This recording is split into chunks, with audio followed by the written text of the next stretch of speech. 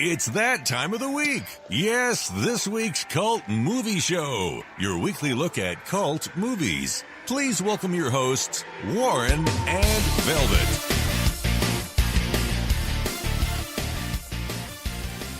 Yes! We are back. We are back, baby. It's been a couple of months, but the Cult Movie Show is back for Season 2. So welcome to Podcast 45. I am, of course, Warren, and with me, as always, is the charming, lovely, intelligent, gorgeous Velvet. How are you today, Velvet? This is going to be a long episode. I can already tell because we haven't chatted about movies and everything cult in quite a bit. So we've got a lot of catching up to do, don't we? Oh, we do. And we watched some interesting movies, I have to admit, preparing for this show. So it's going to be a good one. It really is going to be a good one. I'm excited. I really am. Excited. It's going to be a good one. But we have, of course, been away for it's probably about 2 months now. Would that be right, Velvet? I think we took some time off. Yeah, just about. Yeah, to sort of refresh. About 2.5. Yeah, to refresh the batteries and all the rest of it. So. But we, of course, were meant to be on last weekend. And we did announce that we would be on last weekend. And I do apologise. We had some technical difficulties. Yeah. Which would actually occur. And we were supposed to have a guest, and even our guest had technical difficulties. So that was just not the day. It wasn't. It just wasn't meant to happen. It wasn't meant to happen. No. But and especially too when those technical difficulties arise 5 minutes before airtime. It was an interesting day, wasn't it, Velvet? But you know what? So I didn't get the podcast with you that day, so I actually went to the movie theater and I saw The Dark Tower. And let me just give you a quick review. Don't watch it. Don't waste your time. Save really? The money. That bad? Absolutely. I was so bored. I was like, okay, wow. This is one of those action films that is boring, predictable plot. And I'm coming from this as someone who has not read the books. I thought, I haven't read the Stephen King Dark Tower series, so I'll probably actually enjoy this more than the average person. I was so bored. I was like, I don't even know what any of this is supposed to be. They never went into depth on anything. They had these like monsters that had fake skin on, but it just was not well done. Idris Elba was very good. I mean, he was good in it.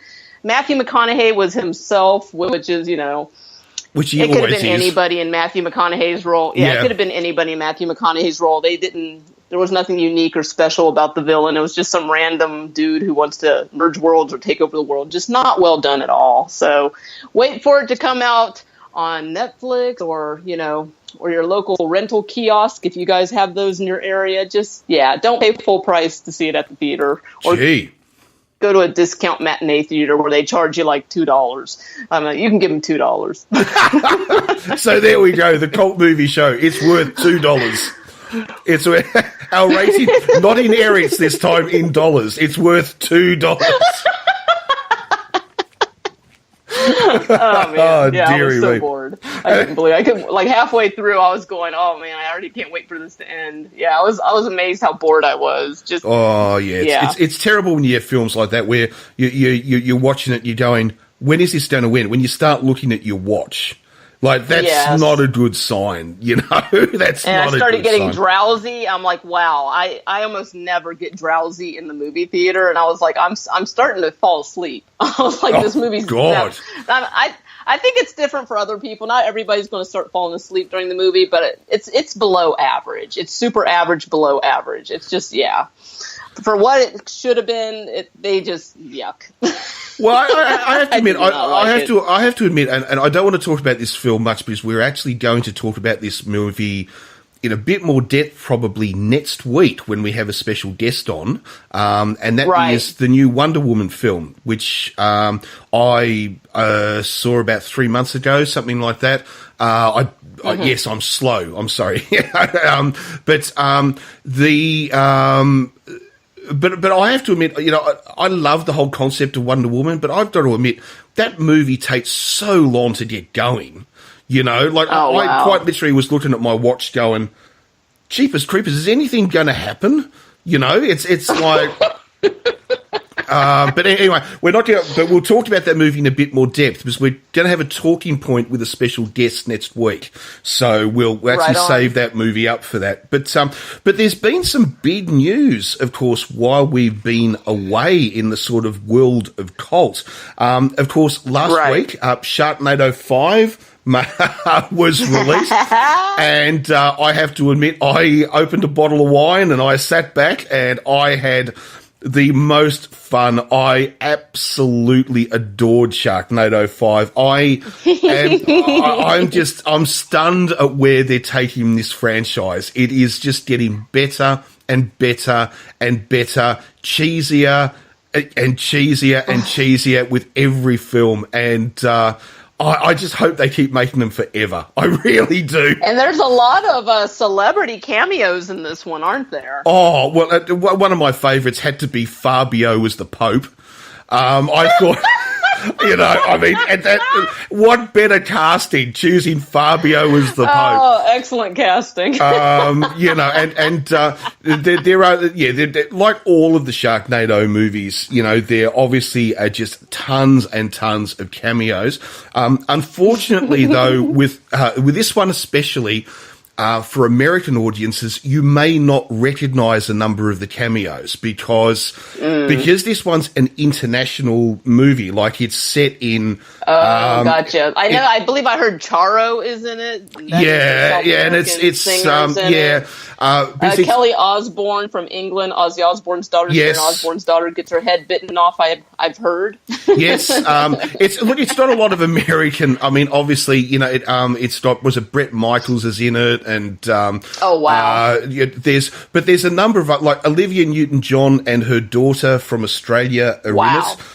There's also Samantha Fox from Britain is in it. So one of the things is that there are a lot of these people, like, a lot of Americans may not recognise them when they first see them, like, in a sense, the cameos in Sharknado 5 are very much set up for every country that they're in. So, Australian audiences... that's clever. I like that. Australian audiences are going to see their people. British audiences are going to see their people. So German people are going to see their people. But of course, the magnificent El Roca is back again doing the Sharknado news. So it was absolutely wonderful. I love it. They weren't joking when they named the movie Global Swarming. I love that. No, yes. I need to see it. I haven't seen it yet, so I definitely need to sit down and watch that one. And the great line, "Make America bait again," which I thought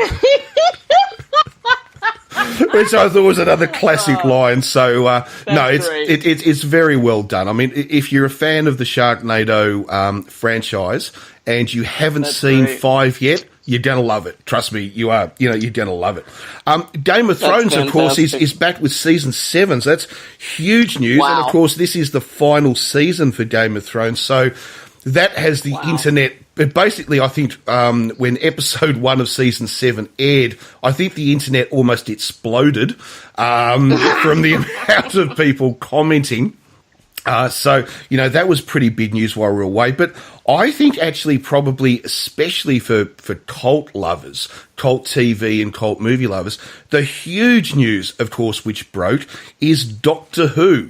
That the latest Doctor, either the 13th or the 14th Doctor, depending on the timeline that you follow. So we won't get into that. Doctor Who fans, or Whovians, as they call themselves, will know what I'm talking about. Either the 13th or the 14th. It depends on whether you classify John Hurt as the Doctor or not. Of course, the Doctor will now be played by Jodie Whittaker, a woman. So this is a huge news. Now, this, of course, has been talked about and suspected now for a couple of years. And the show has been leading up to this with lots of little comments and lines and, things over the last 2 series. But we once again, we're not going to go into this in too much depth, Velvet, because, of course, we want a guest Yeah, we got to be a lot on to talk about, but no, I think but this is fantastic, and I think it's just cutting edge for that show. That there's a reason that this show has thrived and has such a cult status, is they know how to keep it fresh and keep it going. And I think, yeah, crossing that gender line, because why couldn't the Doctor be a woman? He's going to regenerate into a humanoid form. It could be female, so I wonder how he's going to feel about not having twigs and berries anymore. So this will be interesting to see. Twigs and berries. Okay, sorry, yeah, okay. Sorry, I had to think about that for a second. Yes. Well, but then again, David, but then Capaldi might actually be quite offended by that. He might actually rather you refer to it as oranges and salami. Oh, that's right. So that was no comment on the size, since just yeah. But of course, it is. No, I'm excited to see the transformation. Yeah, that's going to be really exciting. And but Jodie Whittaker, of course, is a fantastic actress, so that's good news. Yeah, they haven't just chosen someone because they're a woman; they have chosen a really good actor. So that's awesome. So that's really good news. So so a bit has been going on, but we really are here, of course, to talk about some cult movies. But before we do, Velvet, just quickly before we do, I think it's time. Yes. I think it's time for the cult movies thought of the week. Yes, our thought about the weekly news. So no words are needed. Here is our thought for the week.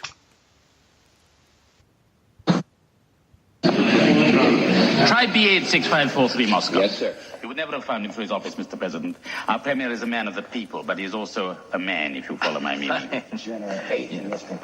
What did you say? I said Premier Kissel is a degenerate atheist. Mr. President, I formally request that you have this ignorant brute. I'm sorry, Mr. President, I think they're trying the number.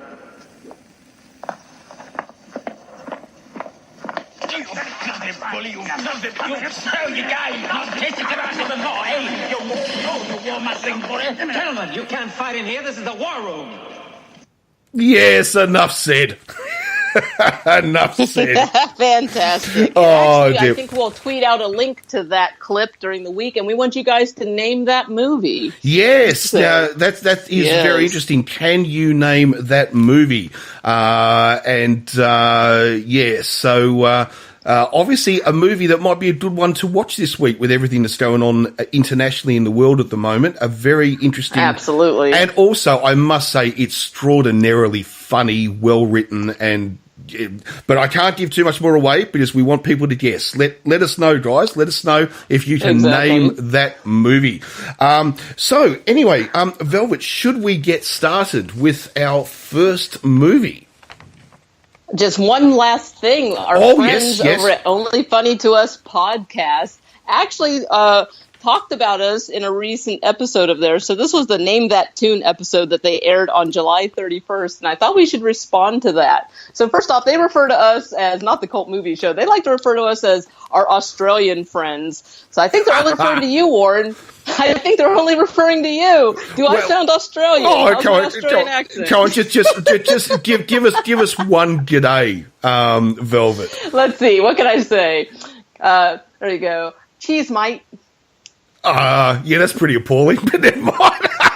Still, it's probably better than my American accent, I have to admit. Can you say throw a shrimp on the barbie? Throw another shrimp on the barbie. Oh my God, that sounded more Zimbabwean. I think.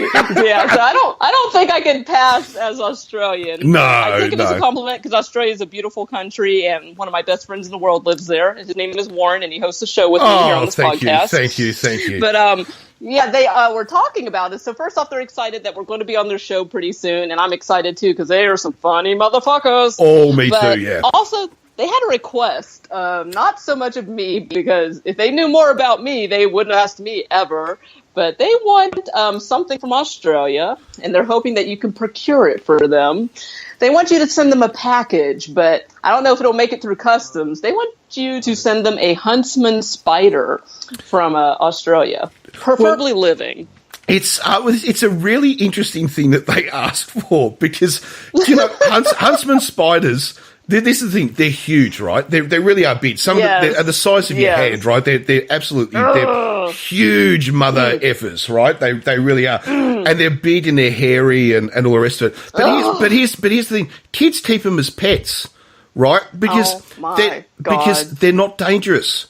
They're not a poisonous. Well, okay. I'll rephrase that. All spiders are poisonous. Okay, right, but they're not poisonous to humans. Okay, they're only poisonous to a fly or something like that. So that's. I mean, a lot of Australians will actually just, if they see one in their house and they're a big game, they just pick them up and take them outside and throw them outside. They don't kill them. Oh man! Right? Yeah. So it's not the right spider they should have asked for. A huntsman is actually. But you said they can keep them as a pet. So what do? Do you not feed it after midnight and don't let it get wet? Don't feed it after midnight. Yes, don't let it that's get exactly wet. right. Although that's right. It'll turn into a black widow. Yeah, if you feed it after midnight. Oh God. Yeah. Yes. Oh my God. Yeah, so we'll see what we can do about sending a huntsman across to Only Funny to Us. We'll see if it gets through customs. Imagine if you actually did. How funny that would be. Like if it actually made it through customs and they're like, oh, look, we got a package from our Australian friends. I wonder what this is. And they open it up and just this fucking spider jumps out. That would be amazing. It'd be amazing. I kind of want to do that now. I think we need to make this happen. I've got a slight feeling it might die on the 3-week journey. Oh, absolutely. Big time. Big time. It would be like, sorry, guys, it might be dead when it gets there, but we tried. Yeah, we tried. Yeah. Oh, dear. All right, all silliness for this subject subsides now, and I'm ready to review some movies when you are. Yes, okay. So let's just kick it right off. And our first movie is, actually, we should say we're having a bit of a French theme this week. Oh, that's right. Basically, right. So we will warn you, all the films we're talking about are French, or at least French co-productions. So they're all basically French. Even the mini movie is going to be French. So they're all French language too. They're not just production. They all do consist of French language. So, yes. So I mean, why? Well, we haven't done any French films before. We've done actually a couple of German films. We've done a ton of Japanese films, Australian films, obviously 90% American films. We've done a number of British films. We even did a North Korean film, which was still one of your favourites. Yeah. We've done, where else have we been? Italy. We've done an Italian film, a couple of Italian films, actually. We've had some Indian short films. Yes, India. I'm trying. Oh, in short films, we actually went to the Netherlands. We had one Dutch. Yes. So we try to travel the world, although there are some parts of the world we still have not actually gone to. We still haven't done any African films, and we still haven't done any South or Central American films. Or any Russian. Or even Soviet era Russian films would ought to be interesting. If we can grab a few of those, that'd be interesting too. Well, actually, there's a lot of very cool Russian films out there, actually. So, so that's something I would like to do. Oh, and I'm sorry, Canada. We've done a couple of your films as well too. Oh, definitely. Sorry, Canada. sorry. I know you're well used to the word sorry, so I'll just say sorry. But we have done a number of Canadian films as well. So, but anyway, we just thought we hadn't done any French. The French produce a huge, as a huge cinema industry and TV industry, and so why not? Let's get a bit Francophile-ish, and I love French cinema. Actually, some of the most thought-provoking films I've ever seen have come from France. They are very good at the medium of film. They are. They do also produce a lot of crap, I have to say. That's every country. But they do produce a lot of, because they also produce so much artistic content. A lot of it, honestly, 2 hours of watching a man smoke a cigar or something. It's like, and it's in black and white. It's like, oh God. Although actually, I shouldn't actually say that because I think I'm talking about an Andy Warhol film now. The Cigar. That's what I was just thinking. I was like, that sounds a lot like that's actually an Andy Warhol. I think it's actually called The Cigar too, actually, by the way. But you know what I mean. Right. It's in black and white, and it's, I don't know, it's about an 80-year-old man that has a relationship with a 14-year-old girl. It's in black and white, and it's just, oh my God, it's so boring, you know, but they do also make a ton of really good, thought-provoking films, like you said, Velvet. But the other thing they do too is they make a ton of really good comedies, especially dark comedies. So yeah. Well, we're probably rattling on a little bit too much of a love of France and everything French, but which I have to admit. I have to admit my French is horrible, so we're going to butcher names. We're going to anytime we have to pronounce a French word, it's going to be horrendous. So you've been warned. Yes, that is very true. Although, as the French do say, they don't expect us to speak French. They just would like us to try a little bit. So, anyway, we'll see how we go with this anyway.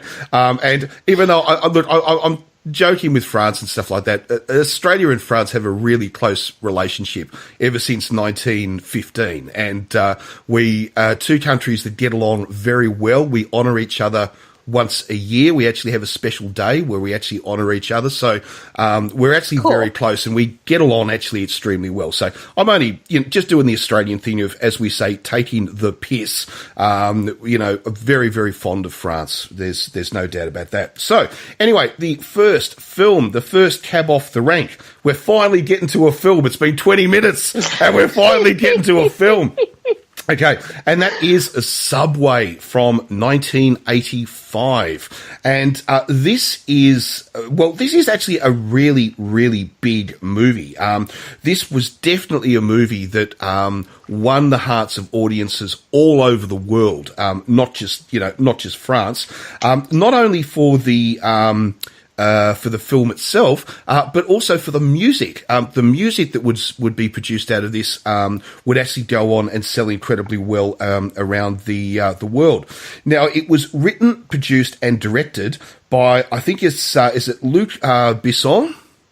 I hope that's how that sounds about right to me. Yeah, and of course stars Christopher. Well, we would call him Christopher Lambert, but I think technically it's Christopher Lambert. I don't know if that's correct. Mm-hmm. And Isabel Adjani, I think is it Adjani or I'll go with whatever pronunciation. Okay. I have no help here. Who play our two main characters, who are Fred and Helena. Now, the story is basically about Christopher. I'm just going to do the Australian thing. Christopher Lambert. Okay. So Fred, he is invited to a party at Helena's house, where he. It turns out that Fred is a professional thief. He is a safe cracker, and anyway, he blows up the safe at the house of the party and steals a whole heap of quite secret documents, because Helena is, she's married to the mob, basically. Mm-hmm. I think you'd say she's married to the mob. He's a gangster, but he's the the expensive, dresses. He's a in high-end criminal, gangster. And anyway, so he steals the papers and he runs away, or basically steals her car and drives off. They give chase, and he ends up in the Paris metro, or the Paris subway system, where he hides out, and they have got to try to locate him. Now, when he's there, he will of course meet up with a whole range of other characters who actually live in the metro subway system in Paris. And the thing about this too is that in the 1980s, this was a big story, actually. I mean, this movie plays off a story about all these people who actually lived underground, in like homeless people who lived in the metro subway system.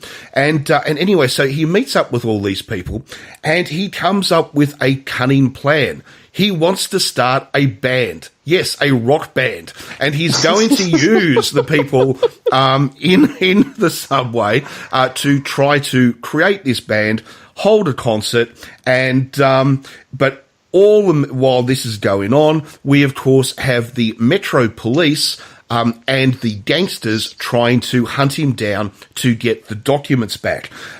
What did you think of Subway, Velvet? I did enjoy this film, and I did have to read up on it a little bit because I was like, this is a very unusual style of film. And it turns out that this film is actually classified as part of the cinema de look movement, which was just all about pop culture references. And even like the last 5 minutes of the movie, it practically turns into a music video, MTV style, that was really popular in the 80s. And I was just, it's a visual treat. The story itself is also so unusual. I mean, the way it starts off, we have Christopher Lambert's character. And for those of you that don't realize, a lot of American, I think, people don't realize Christopher Lambert speaks fluent French. So this is my first time seeing him actually speak his French, because he grew up in France, because he has a diplomat father who's from France. And I'm like, oh, that's how that happened.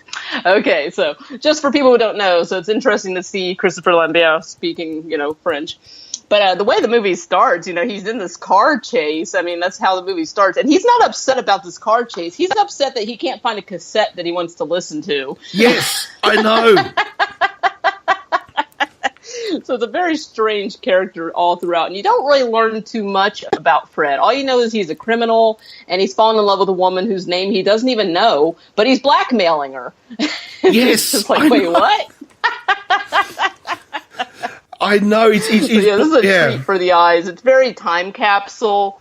Very 80s. I love the high fashion in the subway. I mean, just they're wearing suits and ties and tuxedos in the subway. And our leading lady, Isabella Adjani, when she first shows up in the subway, she's wearing like a cocktail evening gown and just like styled to the nine, hair, makeup, jewelry. It's just crazy. It's a very fun movie to watch. Oh, it really is. And the other thing, too, is that we must say was that Luc Besson, who obviously wrote, produced, and directed, of course, his name is, of course, linked to other huge French films, such as The Fifth Element, which I know a lot of people think is an American film, but it's not. The Big Blue, very famous film, and also Nikita, which is a film that we probably should really do at some stage, Velvet, actually, Nikita. Definitely. Because... Definitely. Oh, pardon me, because it spawned so many spin-offs, both other movies around the world and also a TV show. So, it's a huge movie. The thing too, you talk about the car chase at the start of this. Now, of course, it is hilarious because the other thing too, if you're a bit of a car buff, right?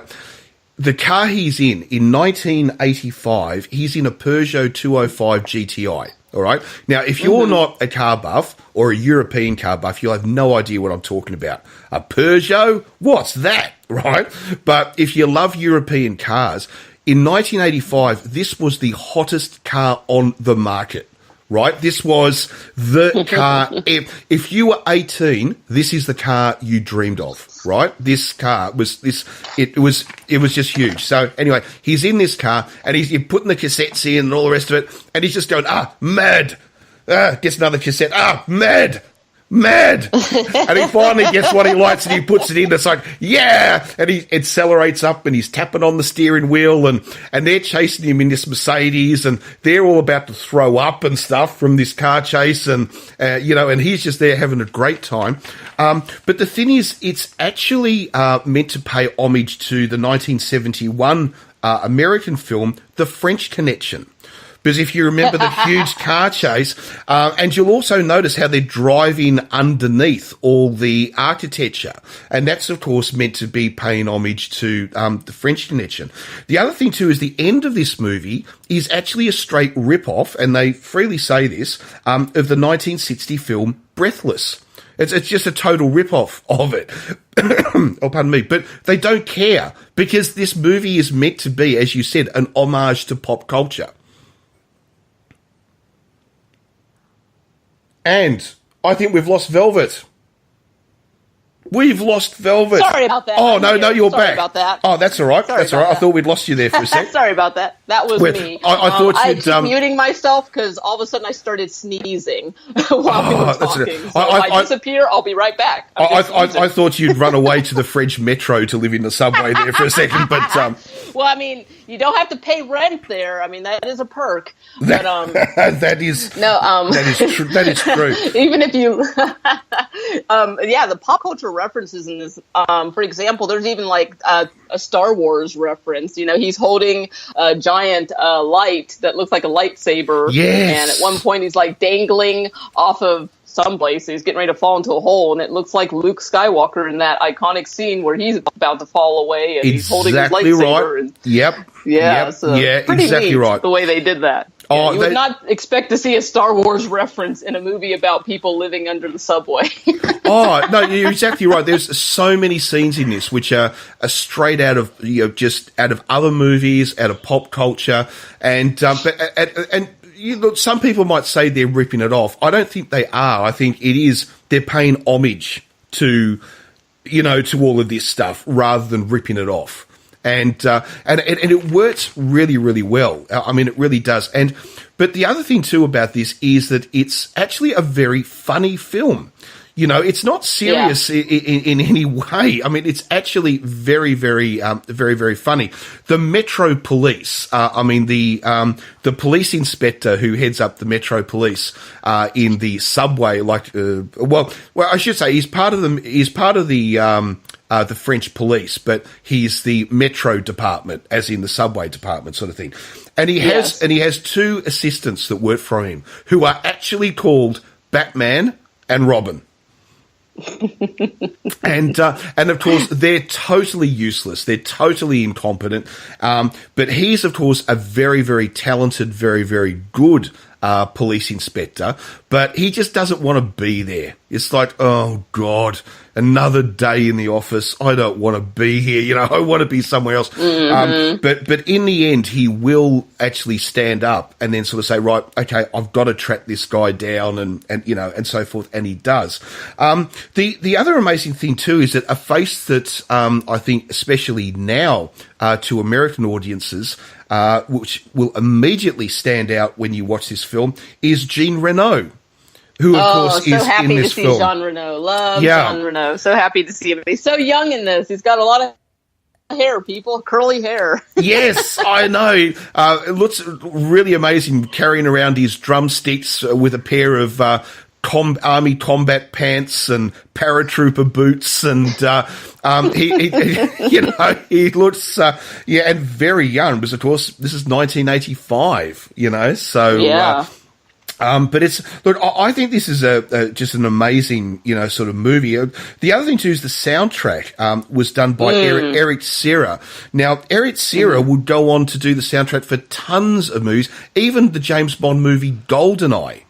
The soundtrack was written by him. So the music is really quite good. I mean, it's very 80s, I'll give you that, but it's very European 80s. It's very upbeat. It's very upbeat too. Yeah. Yeah, very European 80s, very upbeat. It's really fun, actually. I really enjoyed it. I was like, there's a big focus on music throughout this entire movie. You got all these random musicians that happen to be using the subway or living in the subway, and slowly, little by little, Fred is pulling them together, saying, "Hey, I want to put a band together." I know. You're just like, the band your together. priorities are kind of fucked up, Fred. It's like you got people running after you that are going to kill you if they find you. You're blackmailing somebody, but you're still finding time to put a band together. It's just bizarre. I know. And the other thing too is the thing I love about it too is that he carries a shoulder holster all the time, but he doesn't have a gun in it. He carries dynamite. Because oh my God. He has an obsession with blowing up safes. Whenever he sees a safe, he just has to blow it up. And there's a great scene where he's walking through the metro, right? And it's meant to be, 3 a.m. or something like that. It's all shut down. And he's in the offices, and he's walking through the offices, and there he sees, he sees a safe in one of the offices, and he just looks at the camera, and the next thing you see, he comes running out of the office, followed by this huge explosion. Oh because my God. he can't walk by a safe without blowing it up. So there's a lot of great, sort of comedy in this. The other thing too is that this movie has continually and consistently been rated as the third most popular French film of all time. Yeah, I can see why. There's a lot going on in it. Back to Fred's character, too, though.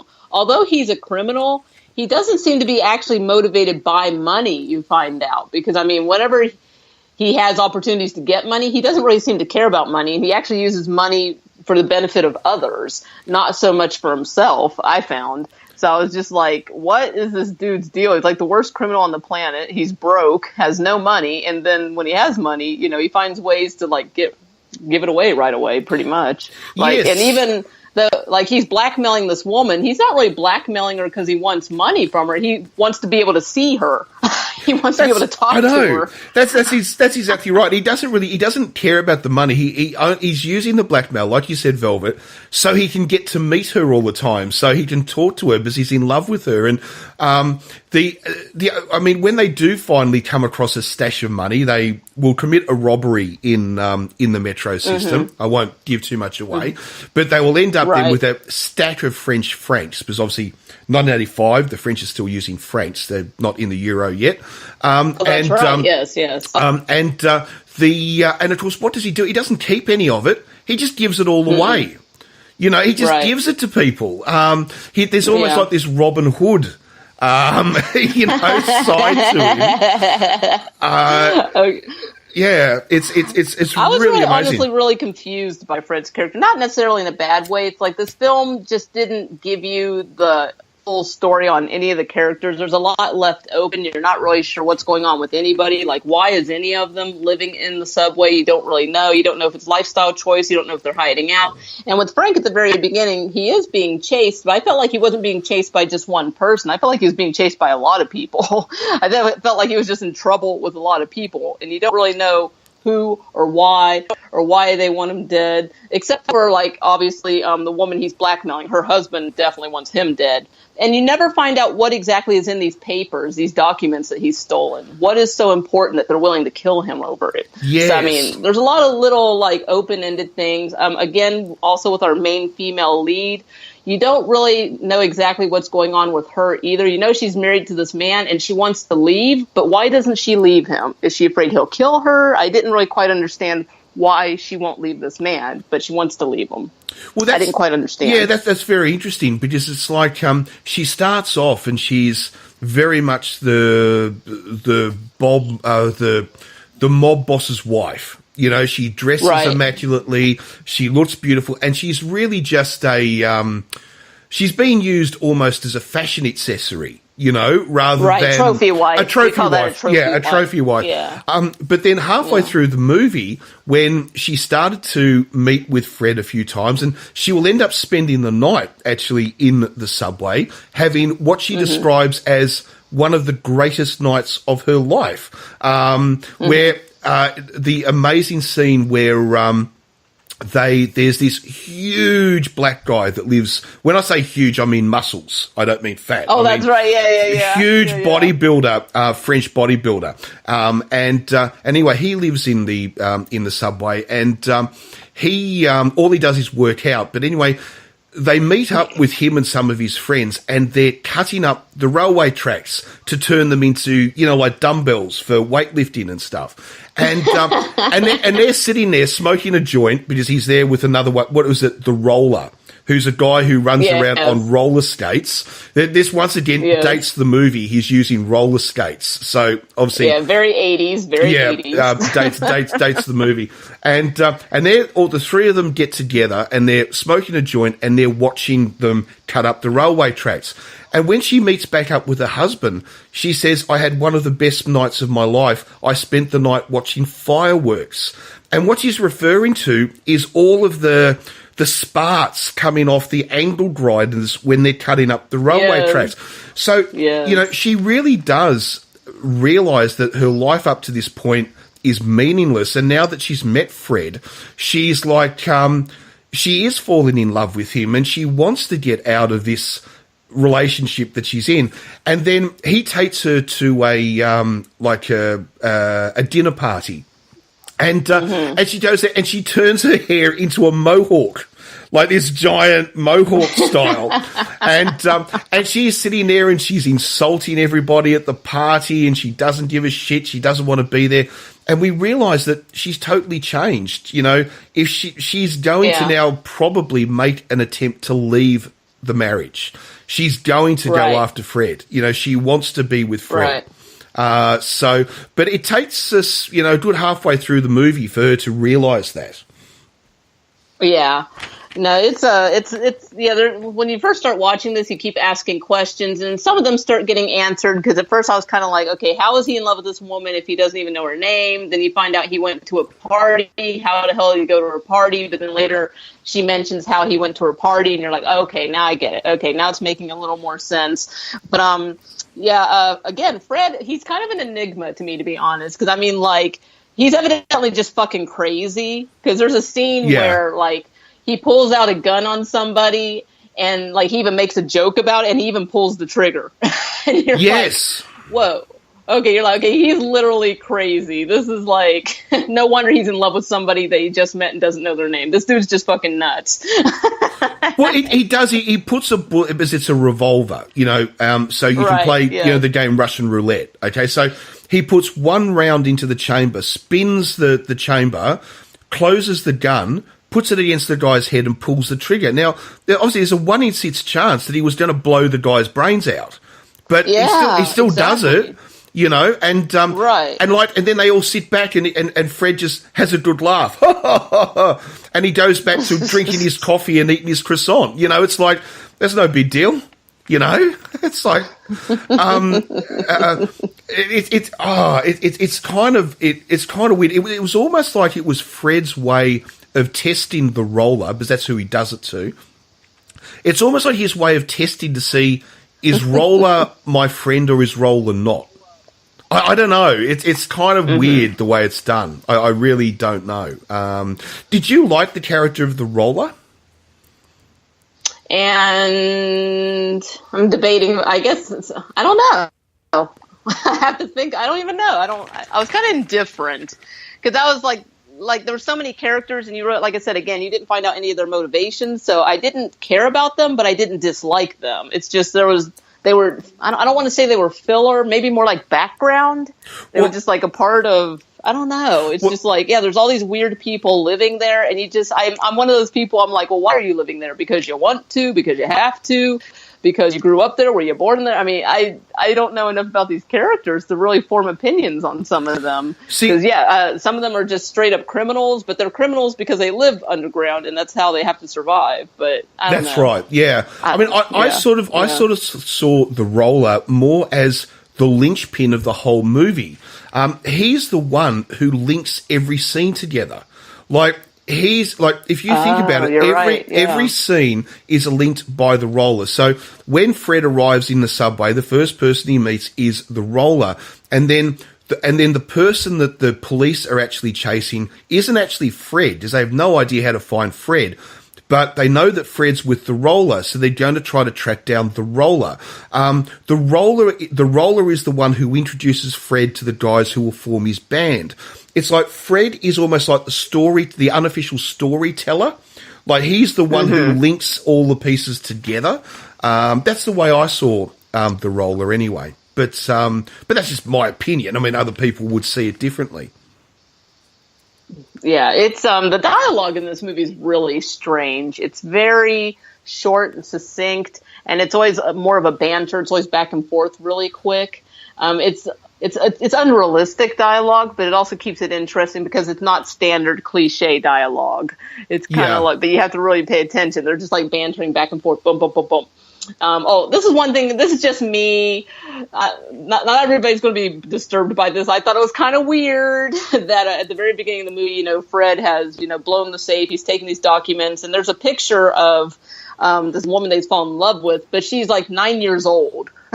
And he keeps looking at this picture, and he's just like saying to her, "Oh, even then you were a looker." And I'm like, It's just kind of weird. And the photo he keeps and refuses to give back. Like, he's prepared to give the documents back, but he won't give the photograph of her as a child back. He insists on keeping it. And it's like, It is actually kind of weird. It's not like this is his long-lost daughter he's been searching for, so he wants to keep the photograph of her. This is a woman he is romantically interested in. I know. So, I think that might just be a little lost in translation for you and me. Like, for us, that comes across as a little pedophilic. It's a little weird. And obviously it wasn't meant that way in this film. No. So I think that's just a little bit of culture clash right there. But I just wanted to throw that out there for anybody else who watches the film. It's kind of like, how come you guys didn't mention that picture part? Yeah, okay, we did. I know. We said it. I know. Mentioned it. We gave our opinion. Yeah. But the dialogue's very odd in this movie. Just very back and forth. But it's really... let's see, let me grab a quote from here. Here we go. This one's kind of cute. This one, we got the drummer and Fred, and the drummer's actually Jean Reno. We got Christopher Lambert.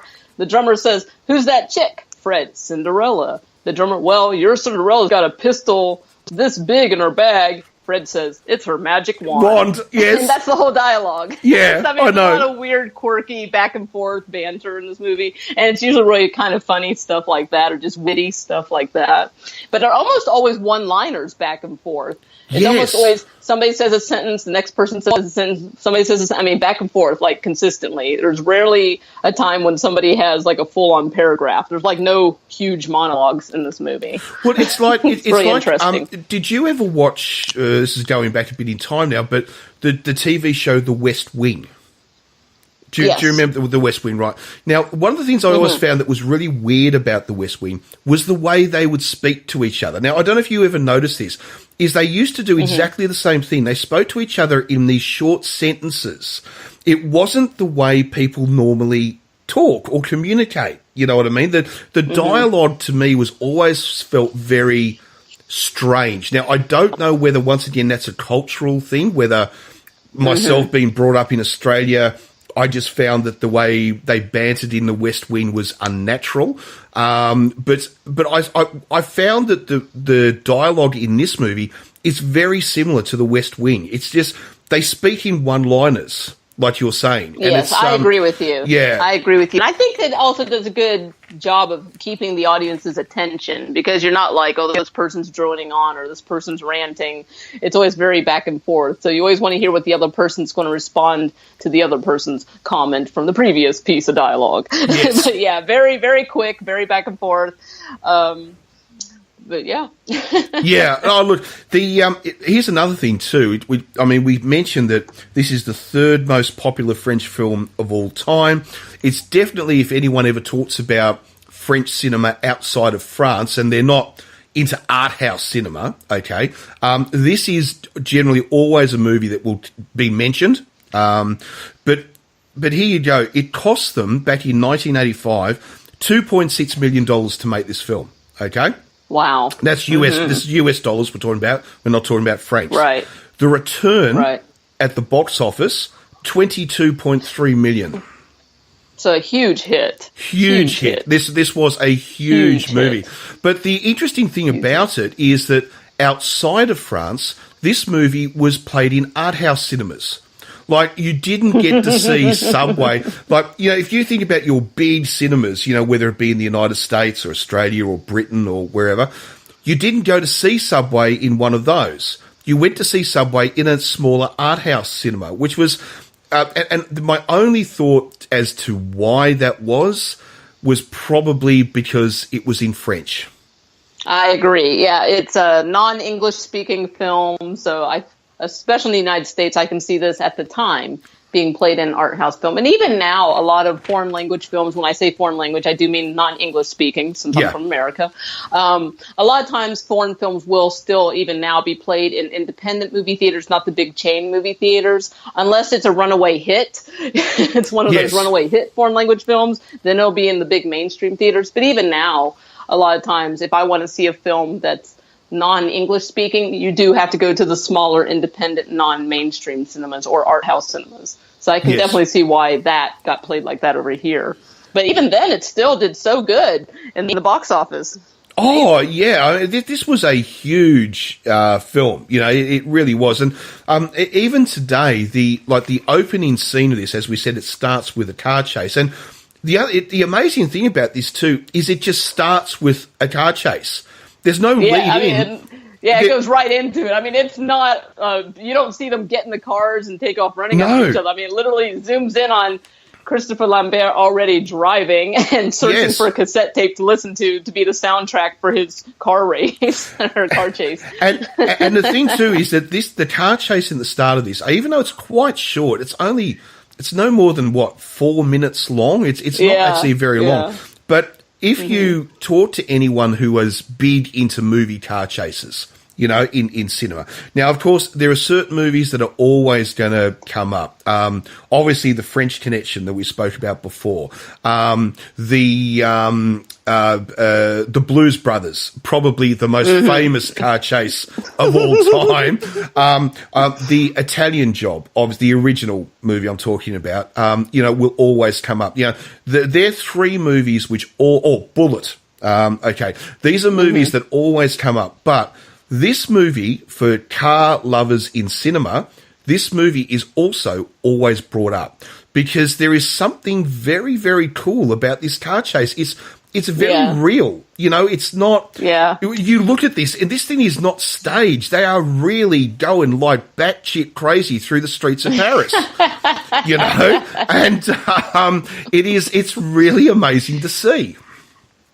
We forgot to mention the actual, we've mentioned all the pop culture references and the quirky characters and the music, but we actually forgot to mention the actual camera angles are really interesting in this. There's a lot of POV shots, way the camera moves around in this movie. Really interesting style that I was like, that caught my eye right away. I was just like, oh, this is interesting. This isn't just, fly on the wall. We got from the person's point of view and the way the camera moves around and swoops in and out and doing angles. Really interesting. Yes. Very cool style of shooting. Yeah. Oh, absolutely. I mean, this is, definitely if you've never seen a French film before and you want to find a starting point, would you actually think, Velvet, that this is a really good starting point? I'm not talking about the best French film ever made, but maybe a good starting point. Oh, yeah, definitely dive in. Because it has that whole, distinct style, and this was actually part of a certain cinematic movement at the time, so it's very distinct. It definitely sticks out. It's definitely worth seeing, and the language isn't overpowering. It's really well woven in. It's not poignant dialogue, so you're not reading a ton of you're not reading paragraphs long of subtitles if you don't speak French. Definitely worth checking out. Definitely, this is a good place to dive in French cinema wise. Now, one thing I'd have to say is I am unaware of there ever being an English dub of this movie. Now, correct me if I'm wrong, but I don't think there has ever been an English dub of this film. Now, I might be totally wrong in that. I don't think there is either. Actually, I think this one's French and stays French. Yes, I think you're right. Yeah, it's too high up in French culture, as in cinema culture, I suppose I'm talking about, that I just don't think there ever has been an English dub. But if anyone knows... Oh, I lied. Okay, I'm just now checking a source. Okay, our favorite source, Wikipedia. But it's still relatively recent. It wasn't until November 2001 that they actually did release a DVD with an English dub as well as the original French with English subtitles. So, it was a while before they finally dubbed it, which is pretty interesting. But so it took 16 years. I'd say even then, watch it in French, read the subtitles. I think that lends to the authenticity of the film. I think that keeps it more genuine. Yeah, so, I agree. Yeah. I agree. There are some films that dub very well. I will, and one of the reasons often is that the actual actors from the movie dub their own voices. So they will tend to work better.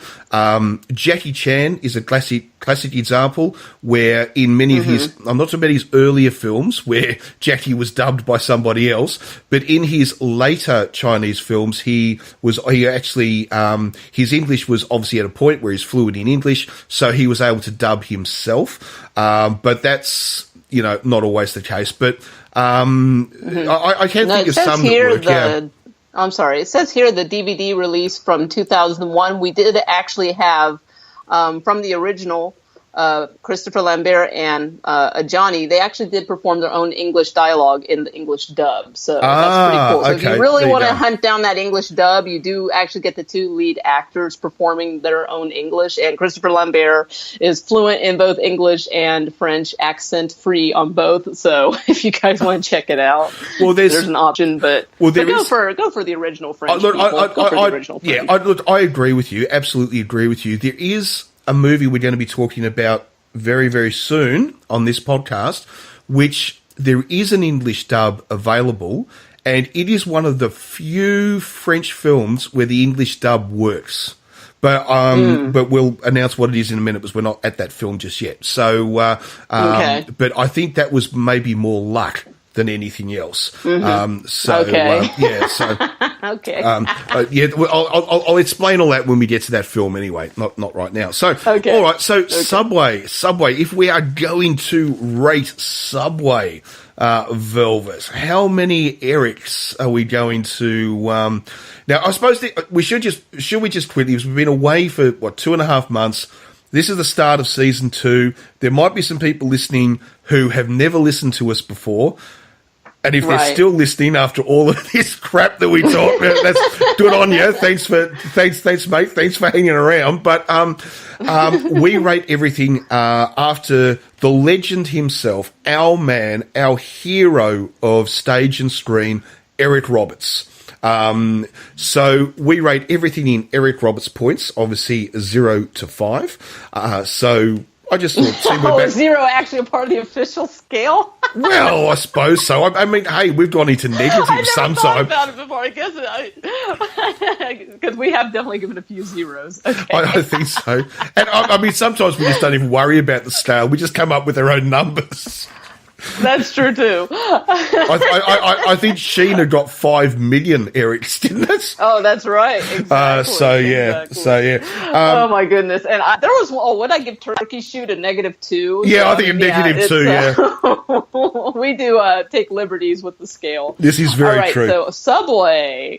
Okay, on a scale of 0 to 5, Eric Roberts, I'm going to go ahead and actually give this a 3. Eric Roberts. I did enjoy the film, but I don't think it's outstanding, but it is entertaining. But for me, it's honestly not that memorable, although it was fun to watch. So for me, it's kind of average. So I'm going to give it 3 Eric Roberts. Okay.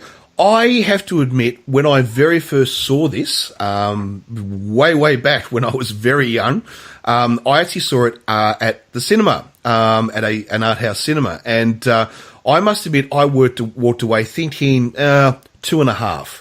You know, I love the opening scene of this, blew my mind, especially too because when I saw this movie, I wanted that car so bad. I was one of those Europhile car lovers. I still am a Europhile car lover, but I wanted that Peugeot so badly. And but then the rest of the film, I have to admit, it sort of lost me a bit. I sort of thought, it was all right, you know. So I would have said back then it was about 2.5.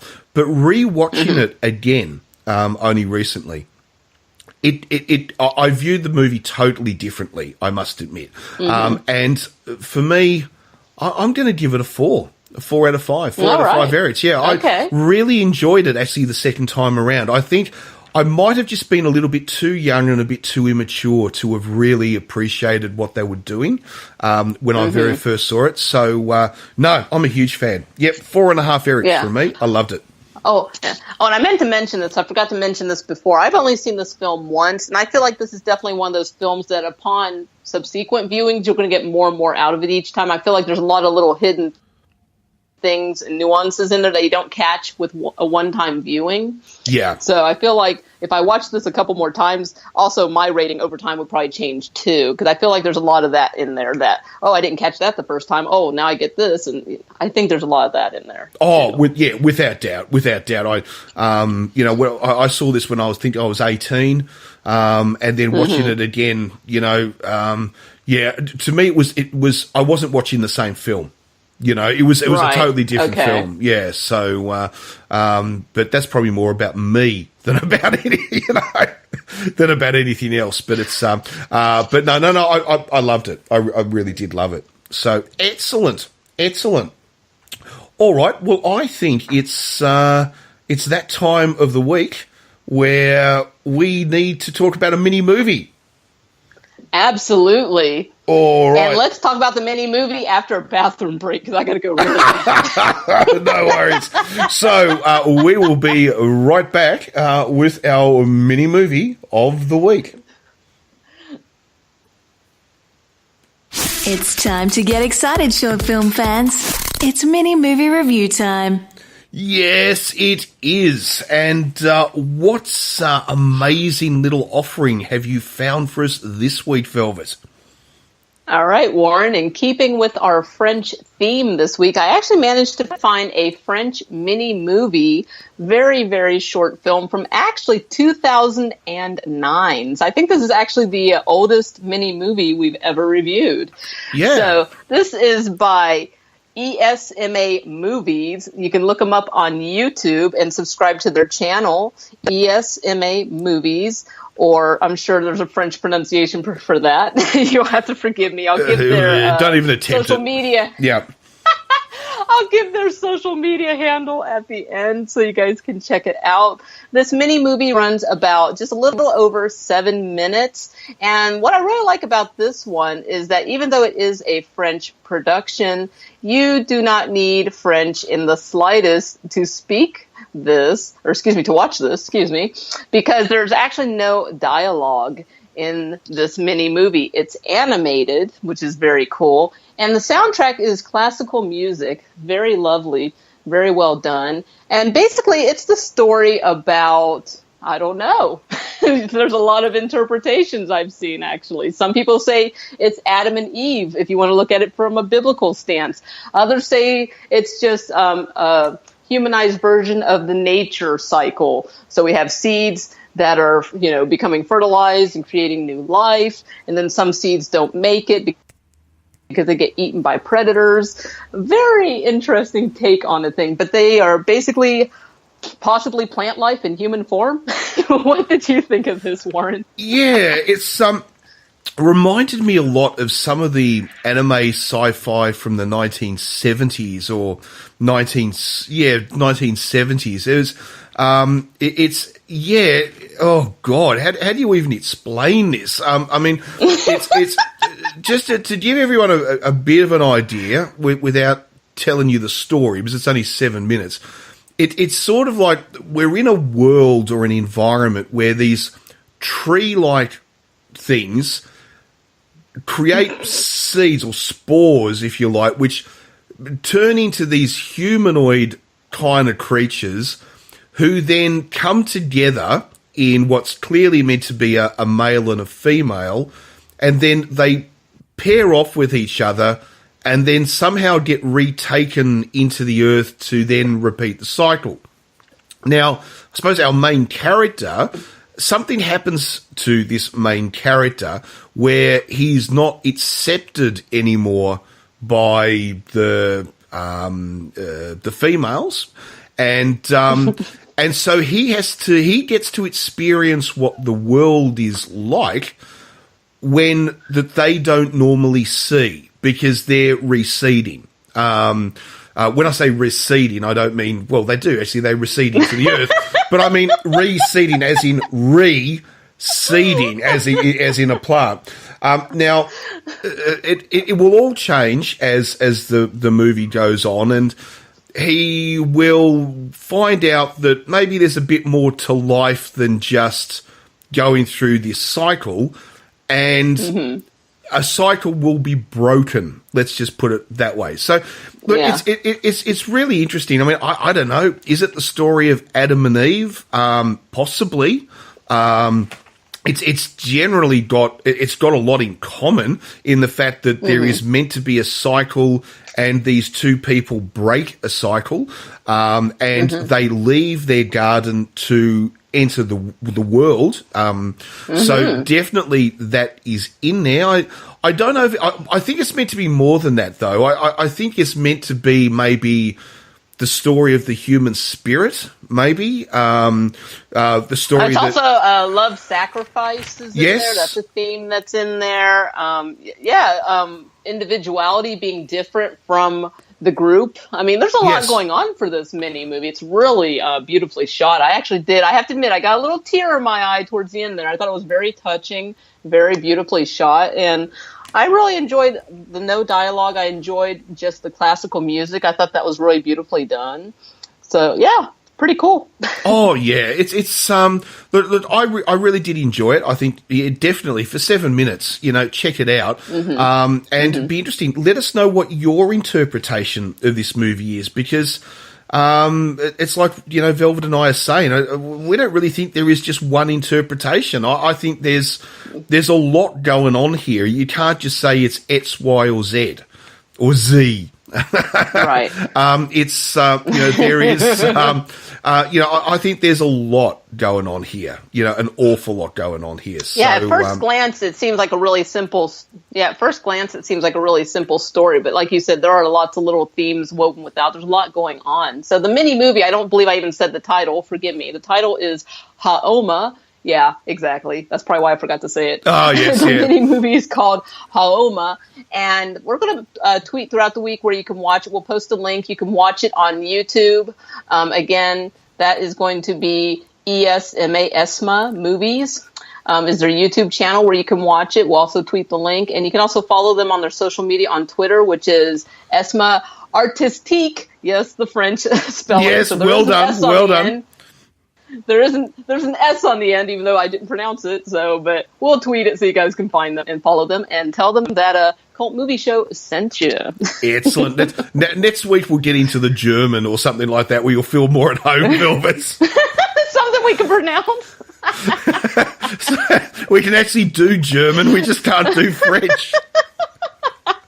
I was talking to somebody about the French language the other day, and I was like, this language is the king of silent letters. I'm like, just pronounce the first half of the word. The second half is always silent. I'm like... Oh, yes.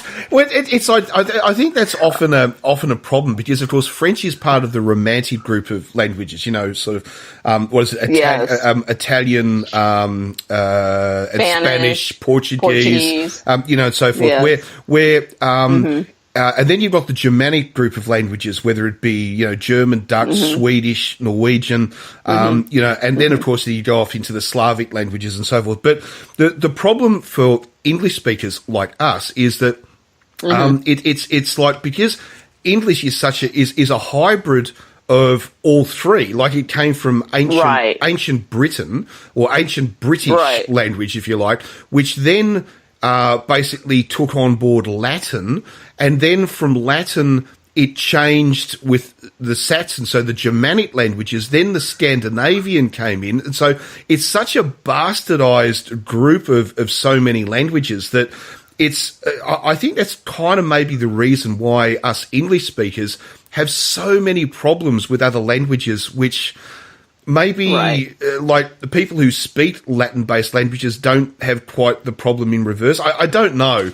Maybe that's just an excuse because I'm lazy, a lazy Australian. I don't know. But I think here's the thing though, Velda. I mean, you speak fluent German, right? You've lived, a good part of your life in Germany. Like for me, half of my family is from Switzerland. Right, so I mean, I can remember my grandmother, before she died, forgot how to speak English and just spoke to everybody in German. Right, so the thing is that we've got this connection with that language, but the problem is French is just so foreign. Even though it's crazy because we share so many words, it's, I don't know. You can clearly see I'm making excuses for how bad we are. And French. Well, also, we have no education in the pronunciation and the grammar and et cetera of French, which is why I can't read it for shit, because it doesn't follow the same conventions that the languages I do know follow. So, I mean, that's, English and French, very different languages. And also, English is highly irregular, too. I mean, like, literally, if you look at our words in any sentence, and I'm sorry if we're boring everybody with our fucking grammar lesson here. I love this stuff. Let's just do a show on grammar. I know. Okay. It is no longer the Cult Movie Show. It's now the Linguistic Hour with Warren and Velvet. No, but just look how irregular the English language is. You got bear and bear, And those are two words that are pronounced the same, spelled different, mean Yeah. different things. One's naked, one's an animal. And then you got, just all that stuff. It's so irregular. So when people are learning our language, they just have to straight up memorize shit. Because one word will be house and mouse, and then the next word will be spelled the same and pronounced totally different, and just totally irregular. Yes. And we have that lovely article, the, which I'm so proud of. I love that we have the. We don't have la. We don't have lila. We have the. That's all you need, people. You don't need genders. You don't need masculine, feminine, neutral in your languages. Just X them all out and make one word mean all three of those. Well, we're not the only ones. Velvet is I do know I had to learn Bahasa, which most people would just refer to as Indonesian, but the language is actually called Bahasa. And when I was at school, did about 12 months of Bahasa when I was at school. You might sort of say, why on earth would you learn Indonesian? Well, you've got to remember, I went to school in Australia.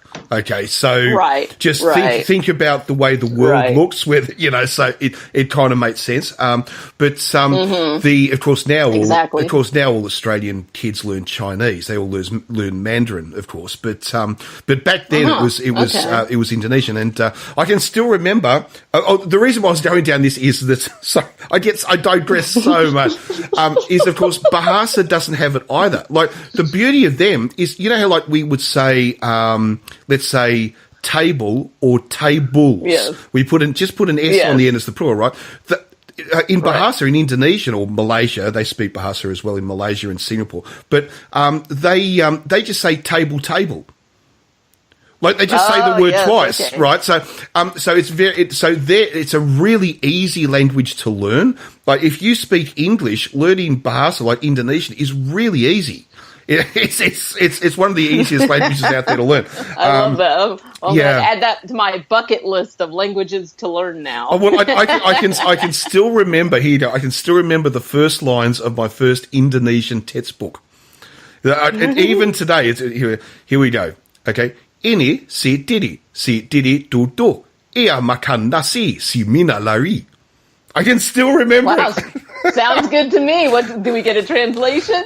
I think it's Ini, so that's a name. Ini sees Didi. Didi is a person. So Ini sees Didi. Oh, okay. Didi does something or else. I don't know. Maybe goes and makes a pancake. I don't know.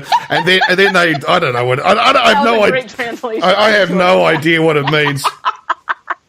I love that. That's very funny. It's ingrained in your memory. The translation did not carry over. There's so many words. I mean, I do know. I do remember. Random, but I'm bringing it back to movies with this bringing it back to movies with this one. There is a horror movie.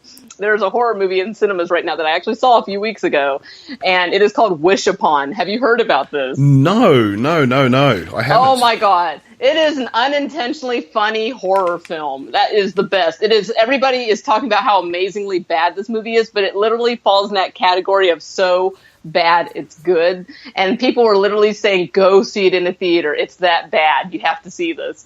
And they were right. And I'll tell you more about it off air because we got other movies to review. But there's a weird thing they do in this movie is that basically it's a bunch of teenagers, and of all languages to be studying in the United States in school, this is extremely rare, very strange. Usually any high school in the U.S., you're going to have Spanish, French, German, sometimes even Latin or American Sign Language as your foreign language options in school. This movie, there's a whole thing about there's this wish box that has Chinese writing on it. So, of course, what language do they conveniently study in their high school? Chinese, Mandarin. Right.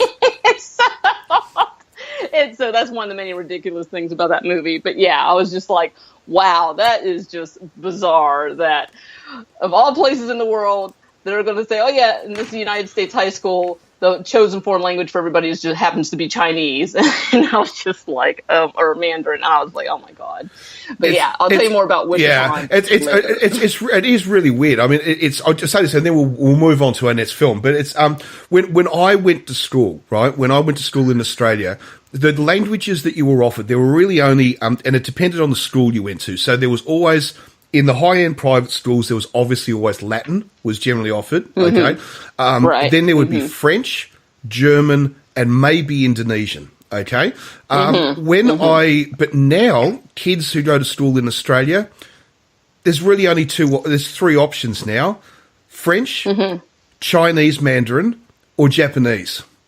That's what you now learn in Australian schools. So how interesting. Well, that makes sense from a geographical sense. Yeah, it makes sense from a geographical. Well, that's the thing. I don't know about the French though.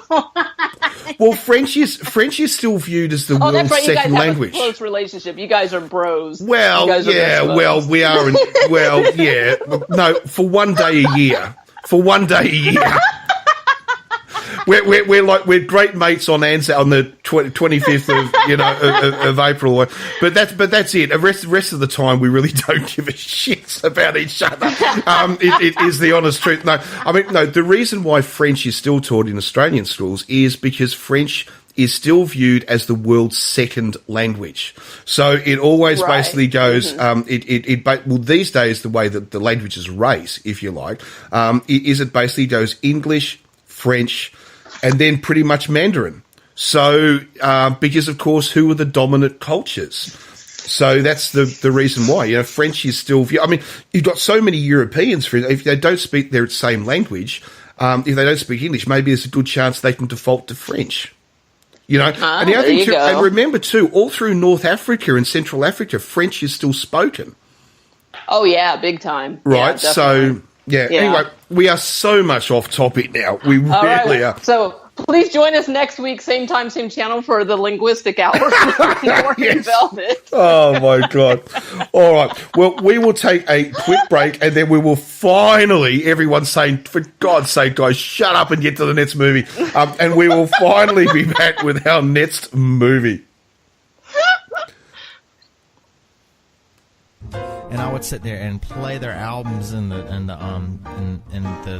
album player all the time. In the album player? The Only Funny to Us podcast with brand new episodes every Monday night at 8 at onlyfunnytous.com. Yes, there we go. Just a little bit of a taste of Only Funny to Us. So remember, check them out at onlyfunnytous.com. They've got a great podcast. So check them out. Now, movie number 2, Velvet, is... Wow.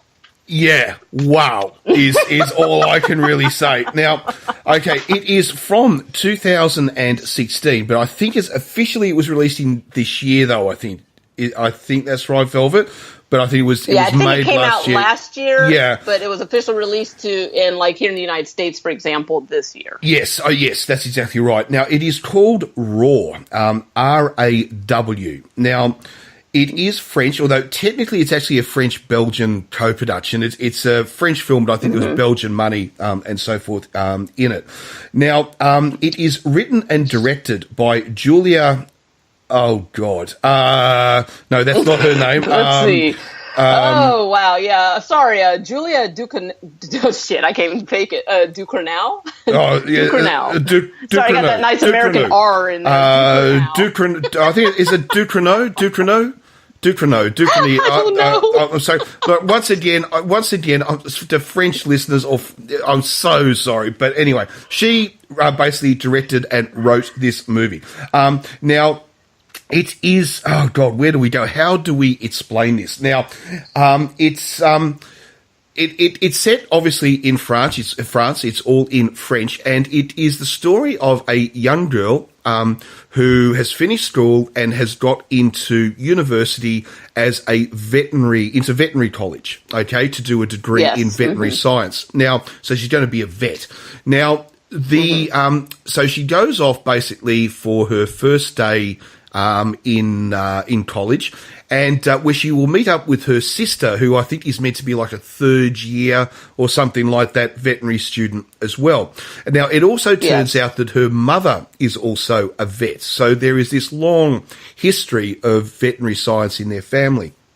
Now, when she's there, they will be exposed to to be honest with you, hazing like I have never seen before in my life. Now, hey, I went to university, Velvet, and I never saw anything like this. Well, they have hazing in the United States that's pretty on par with what you see in this movie. Okay. Yeah. So we'll talk a bit more about that in a minute. But anyway, it's an incredible regime of hazing that all the first year students have to go through.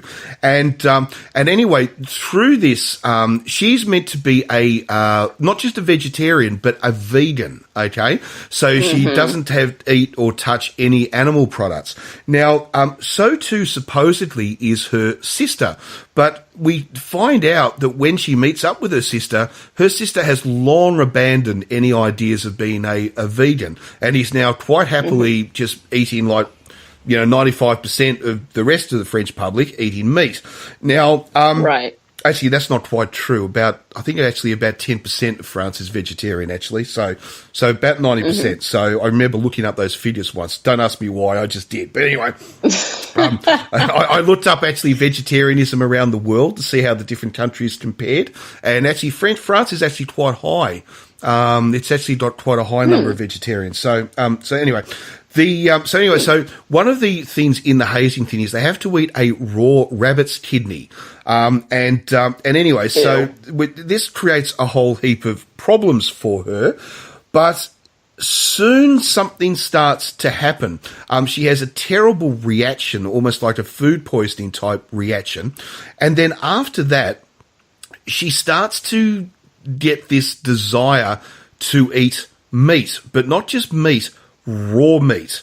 And then this will then be carried on to the next level, and we'll just say it, we have to say it, into basically cannibalism. And we're not just talking about the concept of eating human flesh, we're talking about eating raw human flesh off the bodies of living people. Okay? Ew. Now, and it will follow her journey, okay, shall we say, not just of her, but also her sister. Her sister becomes more and more important in this story as it moves on, because we will soon discover that basically what she is starting to go through in her desire to eat human flesh, her sister has already embraced, and embraced with a passion, is probably what we could say. And it follows then the story of how she will try to cope with this new found addiction. It could really be said. It's not just a hunger, it is actually an addiction. It seems to be.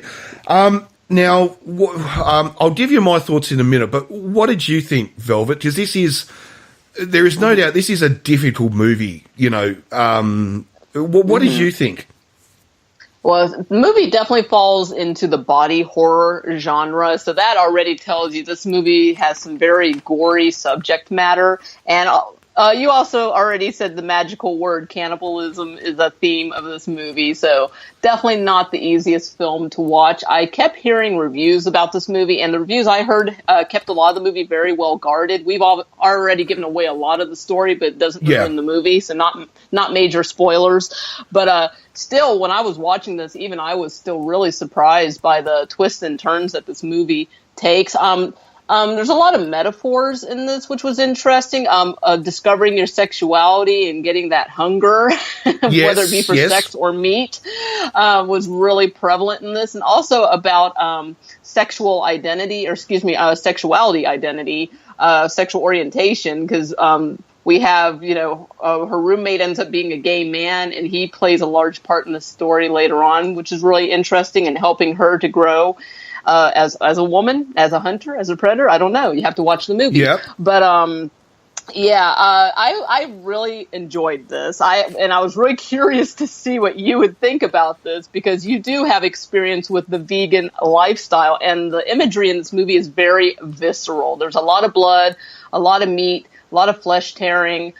Very, very graphic. At the same time, the way this movie's shot, I don't feel like it's as gory as it could be. I feel like this movie, I don't want to say it's holding back. I don't think it's holding back, but I think it's actually rather tastefully shot considering the subject matter. Because this could have been a full-on gore movie that's just like gross and appalling. And I really feel for these characters. I care about what happens to them.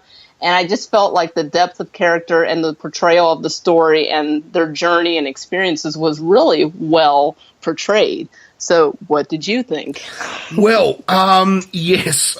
Yes, I should say that, yes, obviously, I mean, I was, in my youth, I was a vegetarian for a number of years and then gave it up. And then a few years ago, I sort of re-embraced it and actually went to veganism, where you can't eat any type, you can't even have milk, right? I then found that after about a year or something, I couldn't cope with it anymore, and I sort of fell back to vegetarianism. Okay, these days, like right now, as we're talking, I'm sort of more now a vegetarian that probably will still have meat from time to time, but I don't do it as a daily thing. You know what I mean? But I will still like. Well, I mean, there's a lot of societal pressure. It's a really hard lifestyle to maintain. So props to you and anybody who is vegetarian or vegan, because there's so much societal pressure to conform to the way that other people eat. That's really hard. Yeah. So like, for instance, I will have, as in what you would call red meat, you know, as in cows, sheep, you know, that sort of thing. You know, maybe a couple of twice a week or something like that. The rest of the time, if I do eat anything like that, it tends to be seafood, not, you know, sort of thing. So, but anyway, it's just my personal thing. I'm doing what I'm doing. You might even find, you know, in 6 months' time, I'm a full-on carnivore again. You know, I mean, it's just it's my own personal journey, if you like. So it was interesting watching this movie, having that background in my life. I suppose what I'm trying to say is, I'm not trying to push a value of anything. What I'm trying to say, it was very interesting to watch this with that in my mind. Do you know what I mean? With that background, but the thing that, I mean, I do agree with you that this movie definitely, I think, uses cannibalism in some ways as a metaphor for sexual awakening. I do really think there is a real connection in the way the film is done with those two topics. But the film itself, actually watching the film itself, I'll tell you this, when this was first released at the Toronto Film Festival, and this is quite real, 2 people actually fainted and had to be carted away in an ambulance and were sent off to hospital, okay? Because they were that shocked, it physically made them that ill. When I was watching it, I had to do it in steps. I had to watch a little bit, pause it, go for a bit of a walk around the house, sit back down, re-hit play, watch a little bit more, pause it, go for a little bit. There was one point in this movie I actually started to dry reach and thought I was going to be physically sick. Oh my God. It is, there is, I mean, we've been all serious now, we're normally not. But this is definitely an art house film, cult film, where you will need a bit of a strong stomach just to deal with the subject matter. It's not a slasher film, and actually, it's not actually gory. It's not. There's very little blood or anything in this movie at all. But it's the concept of what's happening, which is, you know, it's emotional. It's they're playing with your emotions rather than your eyes. Does that make sense? Absolutely. I absolutely agree. And the whole cannibalism theme is extremely taboo. I mean, there's a reason there's so few movies that breach this subject, because that's like one of the worst possible things that we as a modern society think that's just totally unacceptable, which for good reason. But I mean, yeah, any movie that broaches this subject, it turns your fucking stomach. Yeah. I mean, the thought of having to eat something like that is, ugh. I can't even put it in words. It's just, it's no wonder that some people will need to take breaks to watch this movie, or some people won't be able to stomach it at all and will just get ill at the thought of what goes on in this movie. But at the same time, I wasn't as badly affected by it as you are. But I think that's also because of my upbringing. I don't have a vegan or vegetarian background, and also I come from I've had family members that went hunting, and I've seen animals be cleaned after they've been hunted, and not something I enjoy seeing, but I think I just have a higher tolerance because of that. I mean, I haven't. Yeah. Yeah. I mean, the thing I found. Look, I can remember when I was a young boy. My father used to take me out hunting. This is back in the days in Australia where you could have guns and do that sort of thing. You can't do it now, but back then. And we used to, and this is quite true. We used to go off shooting rabbits, right? And we'd take and we'd bring them home, and Mum would cook them up and make a rabbit casserole, or something. So I'm quite okay with that, like the blood and gore. I've watched 1,000 slasher movies, so right. It wasn't that actually made me have so many problems. I think it's the subject of what's going on. And even if you don't really see what's happening, you're there watching this movie going, oh my God, she's really doing it. She's really, even though obviously it's all fake, but I mean, she's really going to do it. Oh my God, is she really going to eat that? Oh my God, she just ate it. Oh my God, she did it. Oh my, Yes, I agree 100%. The suspense is really well built up in this film. It also has, like I said, quite a few twists that are really surprising in this movie that just blew my mind. And for most part, most of these twists have been pretty well guarded. And I was just like, wow. Well, didn't see that coming. I actually didn't. And I was, wow. Yeah, I couldn't wait to share this movie with you because it was very thought-provoking. It was very shocking. And also, the way that the characters come across as at least our main girl, our freshman, as we call her first year at this veterinary college, she comes across as very innocent. And you're kind of like, wow, this poor girl is going through this terrible shit. And she doesn't really seem to be that experienced with the world to begin with. And just she was not necessarily a likable protagonist, but I felt for her because I'm just kind of like, wow, she's just a regular girl. I mean, this is not an evil girl. This is not a girl that was like praying to Satan and, getting into some bullshit. She's not an evil sociopath. This is just a regular girl going through the normal shit that people go through when they first go away to school, So like, yeah, I mean, I actually saw it. Like we used the word metaphor before, okay, and I don't by any means actually believe this is a movie about cannibalism. I actually think, as we said, the concept of sexual awakening, and I actually think it's more a story about when people do, as teenagers, for argument's sake, or younger people, when they do sexually awaken, they are confronted with, let's say, I mean, how many sexual taboos are there out in the world, right? There's so many, right? Some of them are taboo, but they're legal. Some of them are taboo, but they're illegal, okay? And I actually wonder whether this is talking more about a person becoming sexually awakened, but they're dealing in the world now of sexual taboo. It's a little bit like if somebody is awakened to sex, but then suddenly, let's say, has a mummy issue or a daddy issue or which can lead on to things which are illegal. But do you get where I'm trying to go with this? It's like I do. Yes. Yes. And I think maybe that's what they're trying to say, that it's a little bit like not everybody sexually awakens the same way. Right. And for some people, when they do find, let's say, that sexually they've been drawn into a world of taboo, how do they deal with it? Do they suppress it? Do they indulge with it?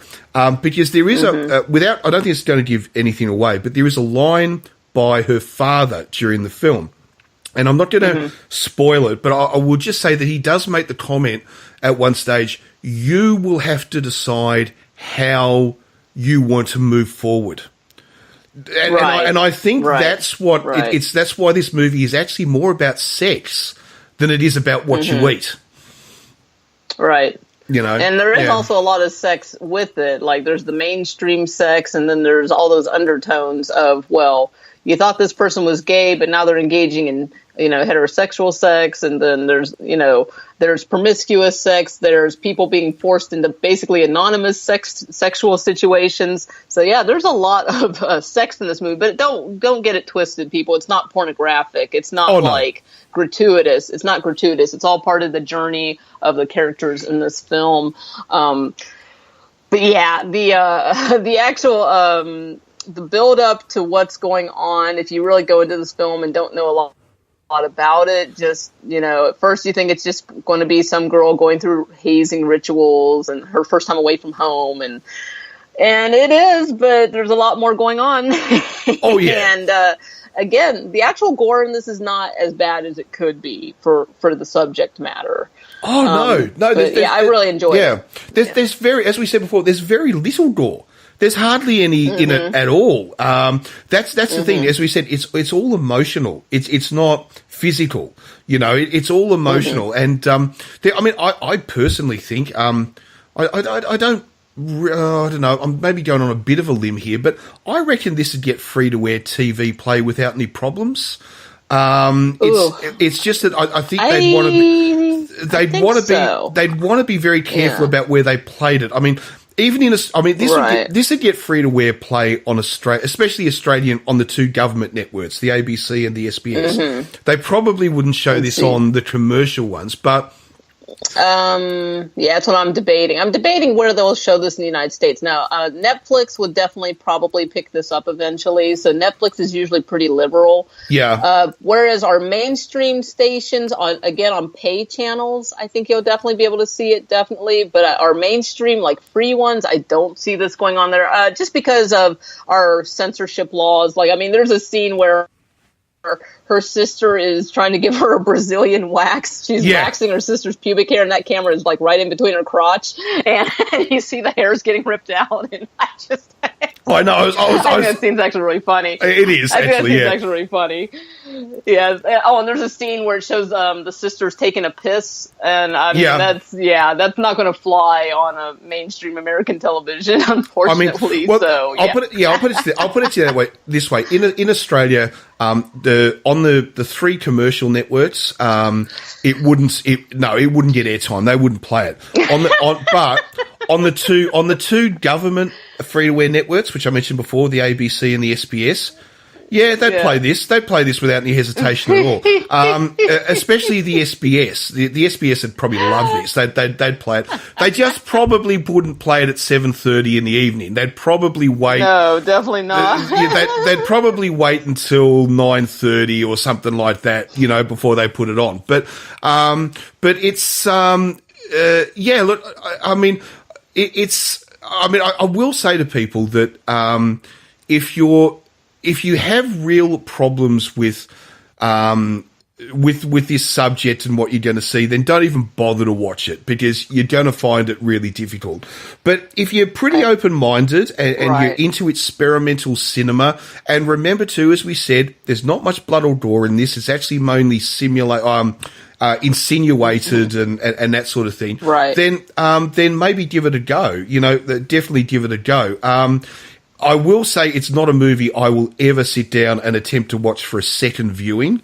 Once was enough for me. I do wonder too, Velvet, whether we are starting to see a little bit of something. I mean, Botzin Helena, what was that? No. This is not one of my guilty pleasures. I'm all about the amputeeism in films. For some reason, I think that's one of the ultimate horrors. But no, I don't have a good stomach for cannibalism either. So it'll be rare that I'm like, oh, let's watch this cannibalism movie. It's definitely not one of my guilty pleasures. It's also interesting. I mean, I've seen a lot of those. You know those exploitation movies from the 1970s. All set in the Amazon. These people get captured by a cannibalistic tribe, and will they escape or won't they escape? And a couple of them get eaten. Those movies from the 70s. Yeah. I mean, I've watched all of them, and they don't bother me in the slightest. You know what I mean? They really don't. Right. But I think this one's just so relatable somehow. Yeah. This one's so relatable and realistic somehow. Just these are real characters, the dialogue is realistic, the situations are realistic. You mentioned the hazing. Yeah, the hazing in this is pretty hardcore, but that's also really typical behavior in the United States at a lot of the larger colleges. They've actually had to enact anti-hazing laws and rules at certain colleges because people were getting hurt or killed because of dumb shit.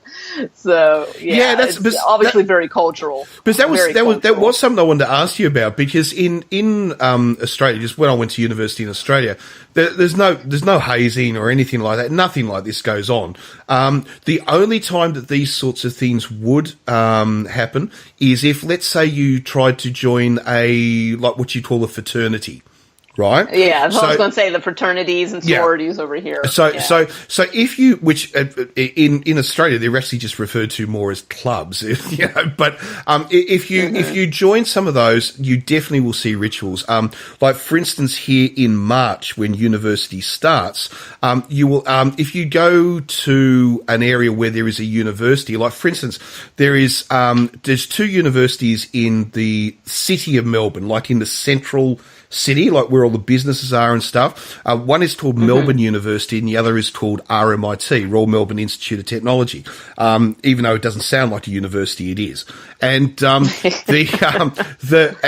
you will often in March see kids out, we'll call them kids, 18, 19 or whatnot, and you'll see them in the middle of the city doing ridiculous things, running around dressed as chickens, or you'll see. I remember once being in the city, and there's a big mall in the middle of Melbourne it's just called the City Mall, right? And and the only traffic that's allowed in it is the trams, because of course Melbourne is just full. There's a fucking tram everywhere. Wherever you want to go, there's a fucking tram. And but the only vehicles that are allowed up down are the trams. And I can still remember being there once in March, and I was walking through there, and I could see all these kids, and they had these huge long ropes that were laid out about 200 metres down the length of this mall, right? And there's all these kids who are pretending to climb the ropes, as they crawl up the mall.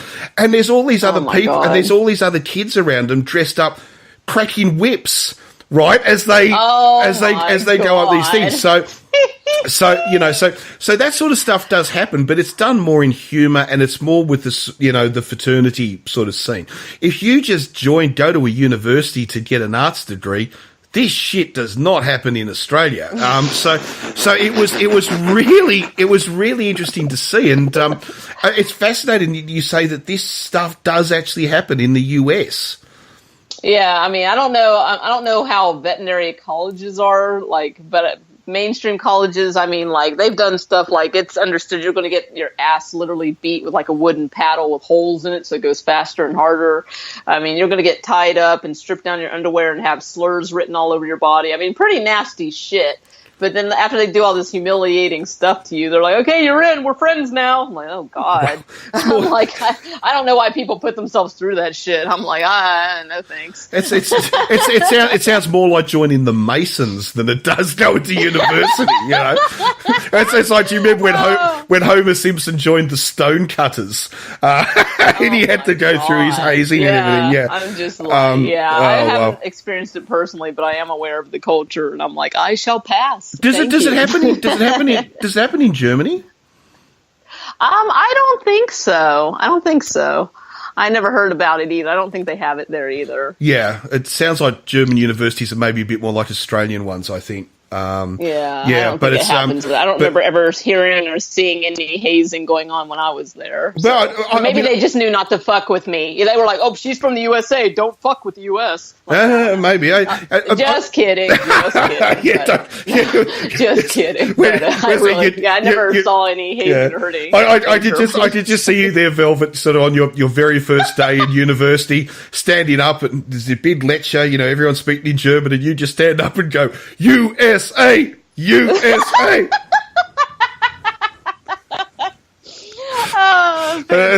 all these people standing around going, yes, she is going to make friends. We love America. But it'd be interesting to, any French listeners. I don't know if we have any, actually, to be honest. But It'd be interesting, any French listeners, if you are out there, let us know. Does this happen in French universities, or was this just done for the film to make it, it'd be interesting to know. Let us know if you're out there. Let us know. Yeah. So, I'd like to know too. Yeah. So, I forgot what I was going to say. I got so off topic as usual. Just so off topic as usual, but it's, I'm kind of a bit lost for words for this one, because it is so different to anything else we've reviewed before. In 45 some of the people shows, have commented on the comedy of this film, and honestly, I don't find it very funny. I can tell which scenes are supposed to be funny, so again, maybe it's just lost in translation, maybe it's just a cultural difference. In this one, there's a scene where she's standing in front of the mirror dancing, putting on lipstick, and a lot of people say they think that scene's really funny, and to me, it's not a funny scene. It's relatable. It's what girls do. You start looking at yourself in the mirror, start moving your body, seeing how it moves, and it's a part of growing up, and I just didn't find the scene humorous. There's a scene where there's a couple other scenes. I did find the waxing scene where her sister's trying to wax her pubic hair. I did actually find that scene kind of funny until something happens, and you're like, oh shit. Yeah, then you're like, oh shit. And you guys will have to see the movie. Okay. Yeah, so I don't know if there's anything more I can say about it, to be truthful. I can't say anything else about it without spoiling it, and I don't want to spoil it for people. So, I've said all I can really say at the moment, too. Yeah, so, all right, so if you're going to rate it, Velvet, okay. What would you give it?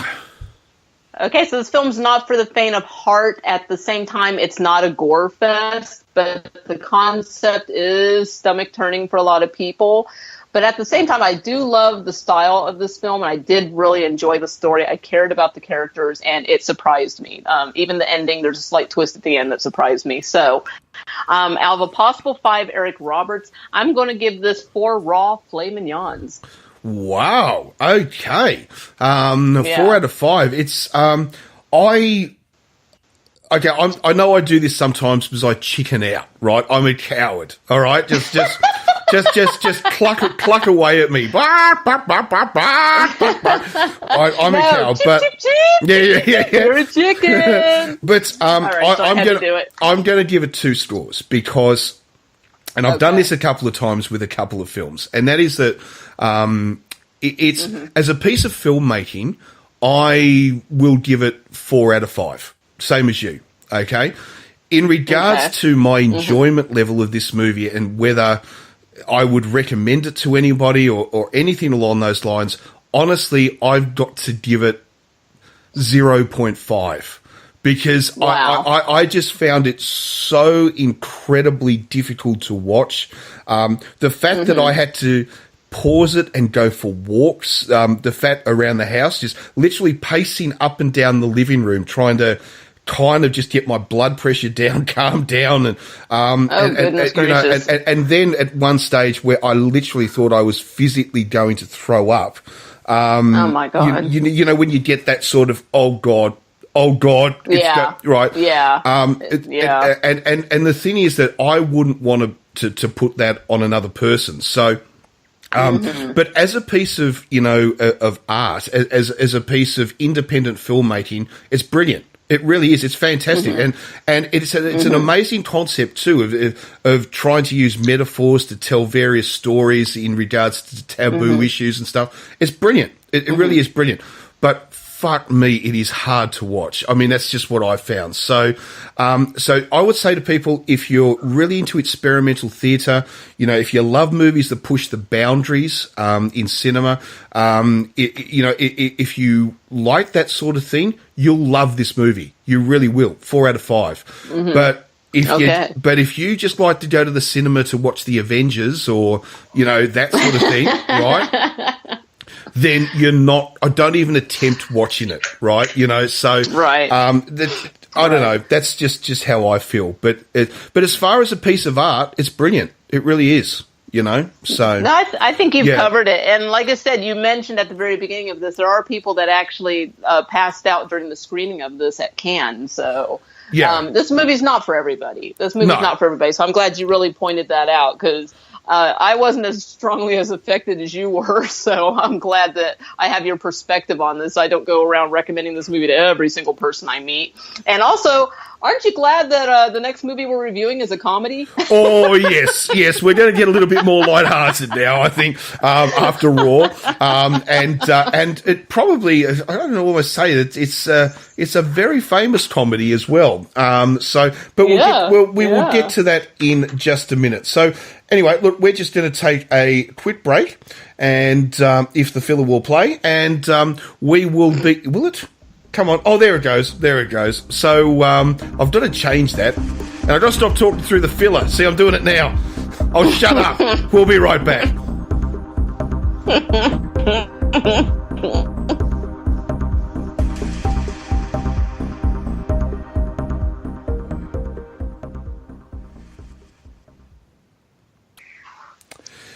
All right, so after the fun and excitement of Raw, we're going to another French film, this time from 1978, and this really is a cult classic. Well, not even just a cult classic, it really is just a classic, actually, in my opinion. And this is, of course, Le Cage of... is it? It's Le Cage of Folles. Le Cage of Folles. Yeah. And thank you, Velvet, for saving my ass there. Thank you. I typed it into Google Translate to get the pronunciation on it. Right. Le Cage of Folles. And actually it means the crazy cage. We've changed there we that go. title in English, haven't we? Yeah. Yes, and it's I was about to say I'll do it in Australian. Here we go. La Cage of Folles.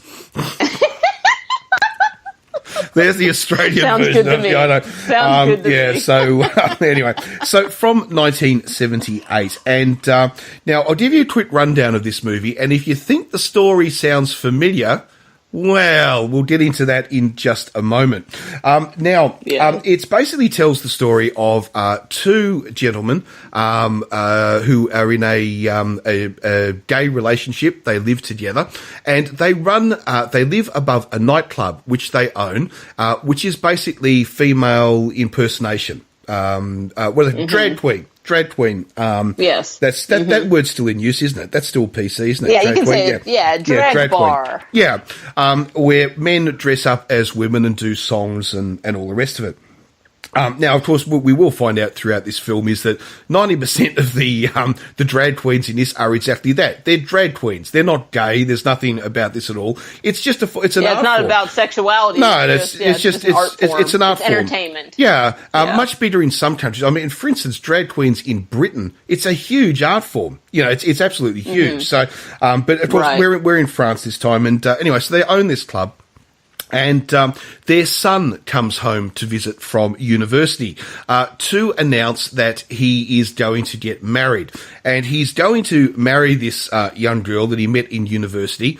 And but she comes from a very highly conservative and moralistic family, so pretty much the exact reverse to what our loving couple are, and they have to try to convince the family that they are, of course, a conservative, moralistic family as well. So they will give permission for their daughter to marry him, and then, of course, it just turns into a classic farce, of course, as they go through trying to organise this dinner party, hold this dinner party for when the parents come around to visit, and of course it will go so very wrong with various different mix-ups and all the rest of it. And this film is, of course, absolutely hilarious, not just because of how good the writing is, but also because of how good the actors are. That is mainly our two stars who play Renato and Albion. Renato is sort of the two gay couple. He's sort of a bit more masculine, I suppose, where Albion is meant to be a bit more feminine to sort of that degree. And now, if you thought, why does this plot sound kind of familiar, it's because for English-speaking film goers, you probably have seen this film before in the 1996 remake called The Birdcage, with Robin Williams and Nathan Lane.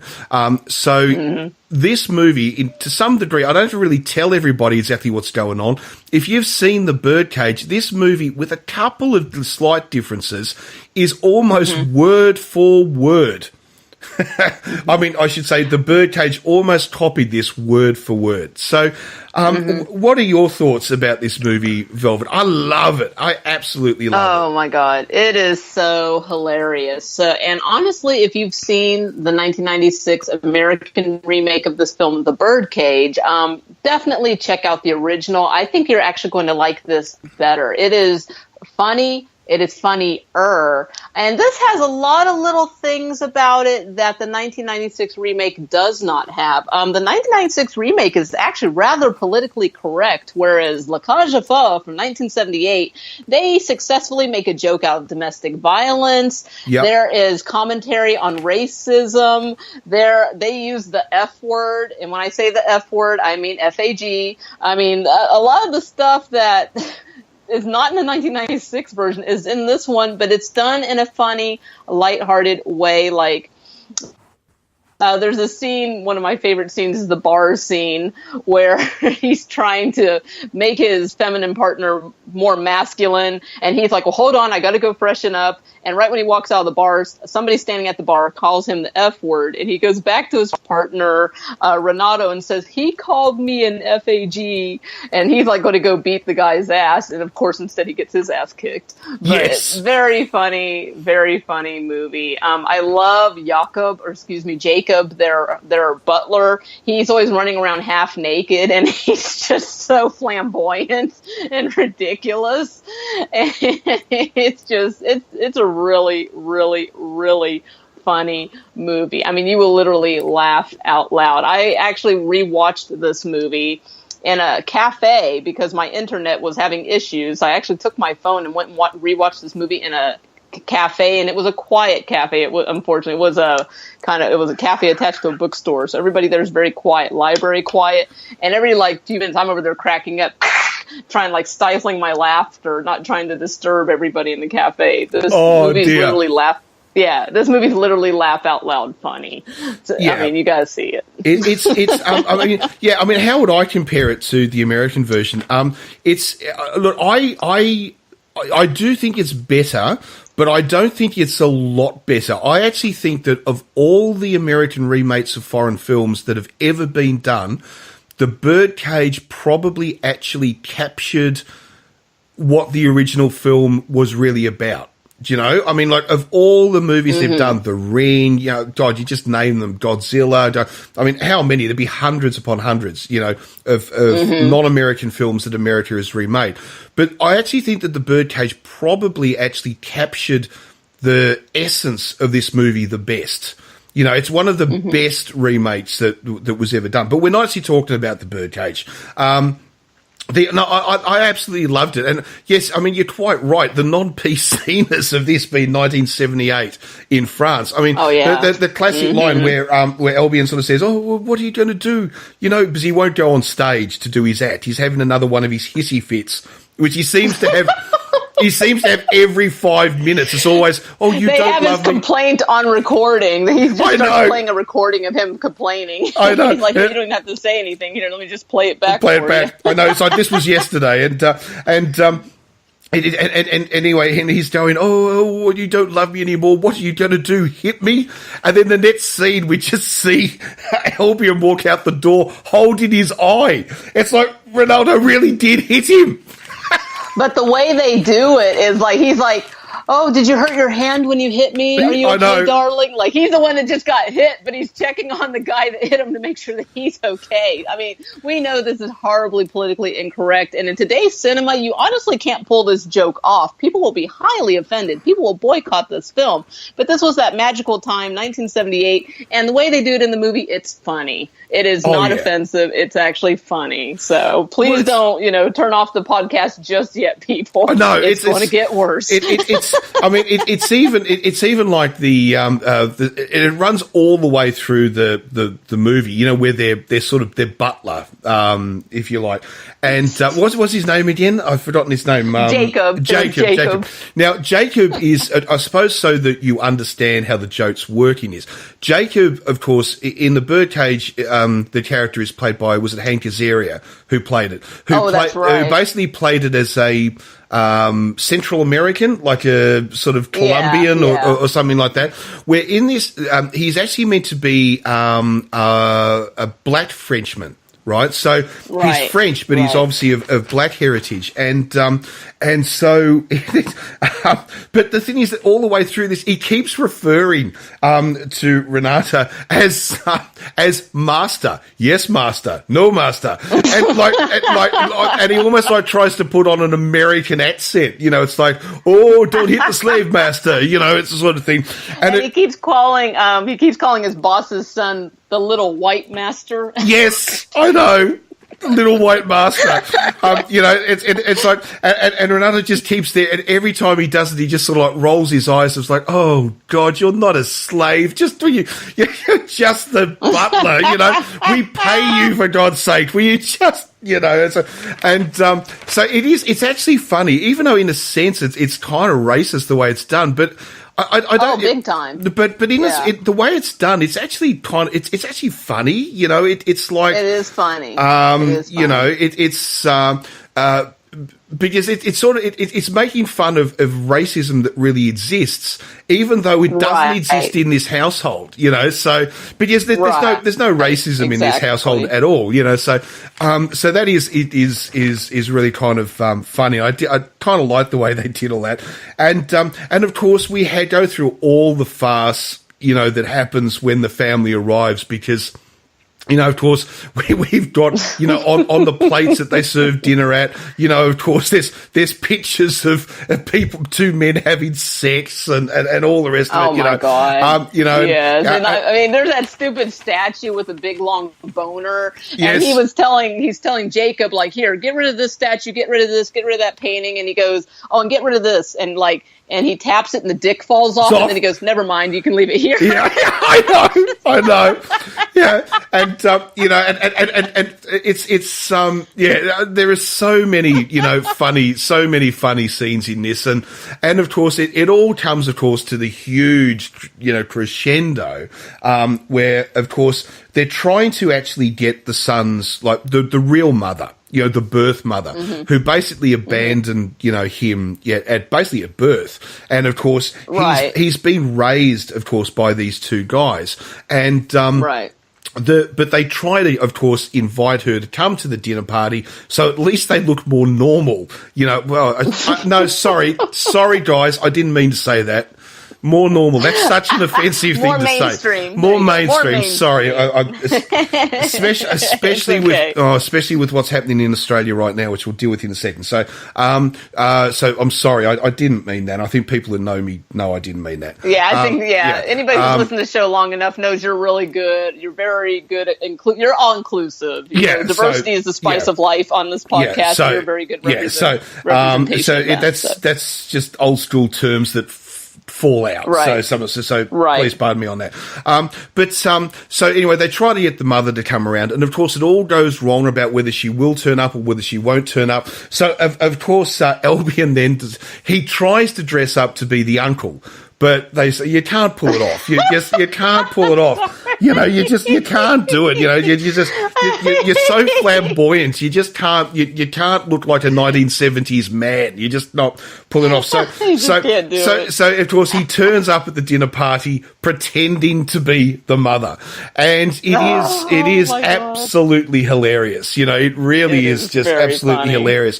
But here are some major differences I suppose we should bring up, and that is that you will notice that when Nathan Lane played the character, when he is talking to Gene Hackman, who plays the other father in the American version, he's there. When they find out that he's really a man, they really are a gay couple living together, and they really did raise a child, and all the rest of it. But Nathan Lane is there. He's sort of saying, But I really do believe in these conservative values. I really do believe in the fall of moral values in America, and everything I said I believe. Now, in this movie, there's none of that.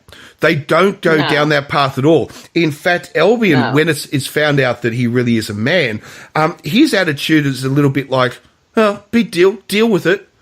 I am who I am. It's like, exactly. Like for Albion, it's like he doesn't have the problem. The other father has the problem. It's not his problem. Exactly. He doesn't care. And if this guy's going to end his political career because it's been found out he's having dinner above, a drag queen establishment, it's a bit like, well, tough. You deal with it. Not my problem. So it's very different the way it goes down. The other thing, too, is that there's a very big scene in The Birdcage where Robin Williams announces to Nathan Lane that he's just actually transferred ownership of the business and all the assets into Nathan Lane's name. So his proof that he loves him is that he gives him all the money. Now, in this one, that's totally different. They share this business 50-50.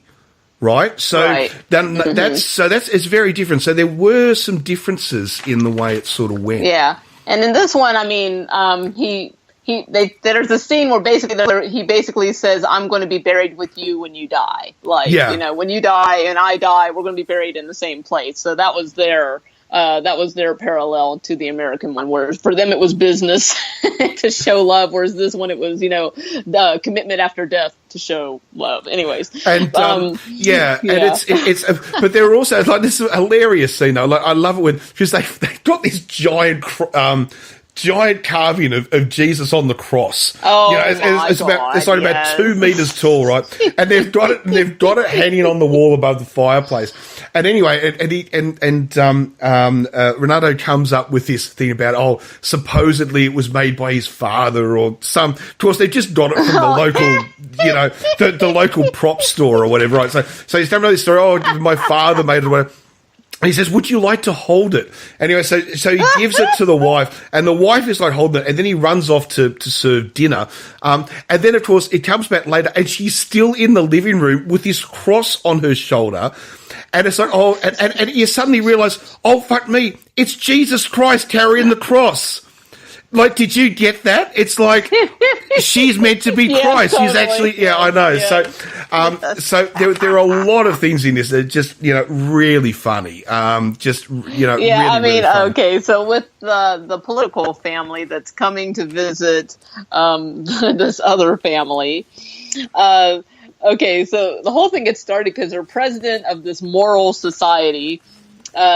Dies, but he dies in the scandal because he dies in the arms of an underage female black prostitute. They made a lot of reference to the whole black thing. So I was really surprised how racist this movie is, but it's funny. And again, it's that time frame. It's 1978. And I wanted to mention how for a long time, like France, at least in the United States, had this stereotype of not being a racist culture.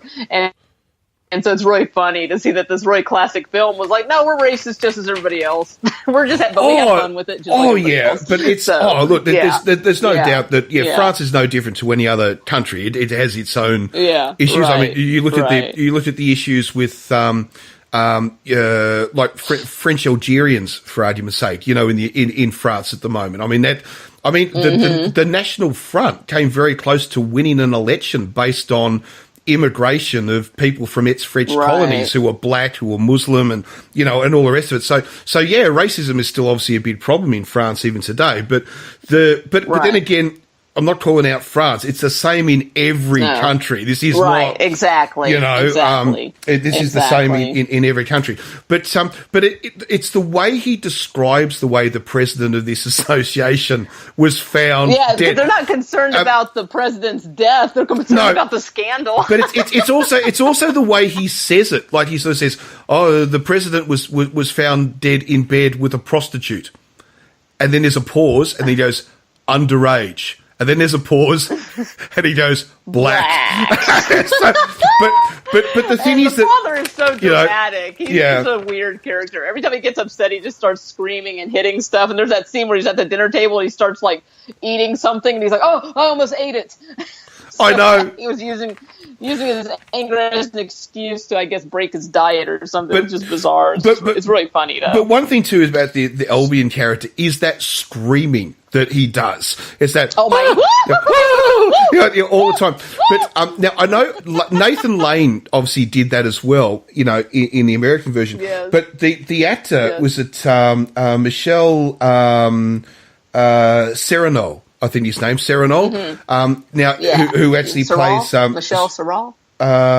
Sorry. No, it's O. You're fine. No, because AULT is O. It's pronounced as O. So I think it's Serrano. I think. Yeah. I think anyway. I think.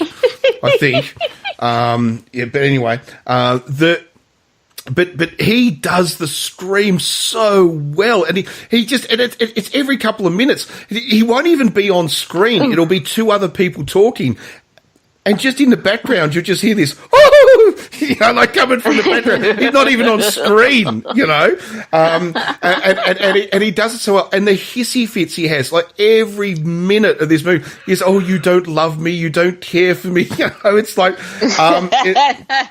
he plays it so well. He plays it so well.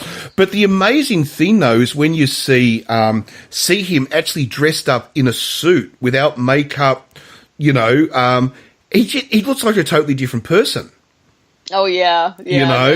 amazing actor. The comedic chemistry between our two protagonists in this film is just spot on. It's perfect.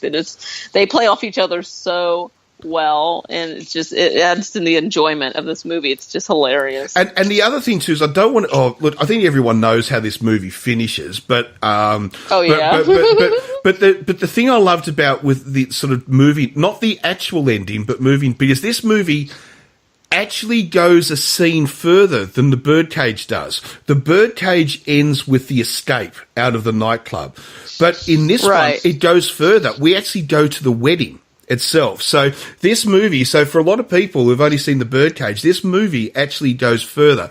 But the interesting thing is when they try to make their escape out, what I love about it is the total role reversals, because you've got the family from Saint-Tropez, who own the nightclub. So you've got the son and the two fathers, even though one of them actually does call himself the mother. But he's quite proud. I mean, he's quite proud of the fact of there's that one scene in it, where he basically sort of says, "I'm so glad you didn't have another child. I couldn't go through motherhood again." When they're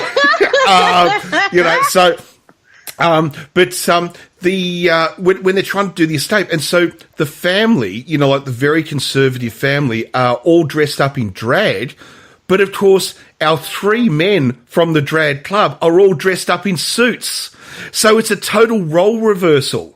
We get a total role reversal of the characters, and that's I think really funny in itself. That's awesome. Yeah, that was really funny, cutely done, really clever. I loved it.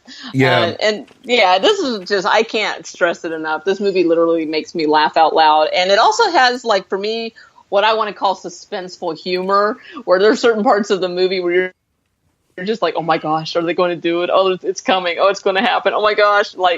And then the laughter comes, like the punchline comes. It just pays off. I love it. I feel like that's really rare in comedy now. Yeah. It always kind of just happens right away. They don't build up to the humor. And this movie, consistently throughout, just builds up to these really funny scenes. Just so well done. Oh no, it is fantastic. And I think, it's interesting. You say, I mean, this is the original, okay? So, so yeah, I do think it's better than the American version, but I do stand by what I said before. I think the American version is still excellent. It is excellent, but this is still better. I think this is funnier.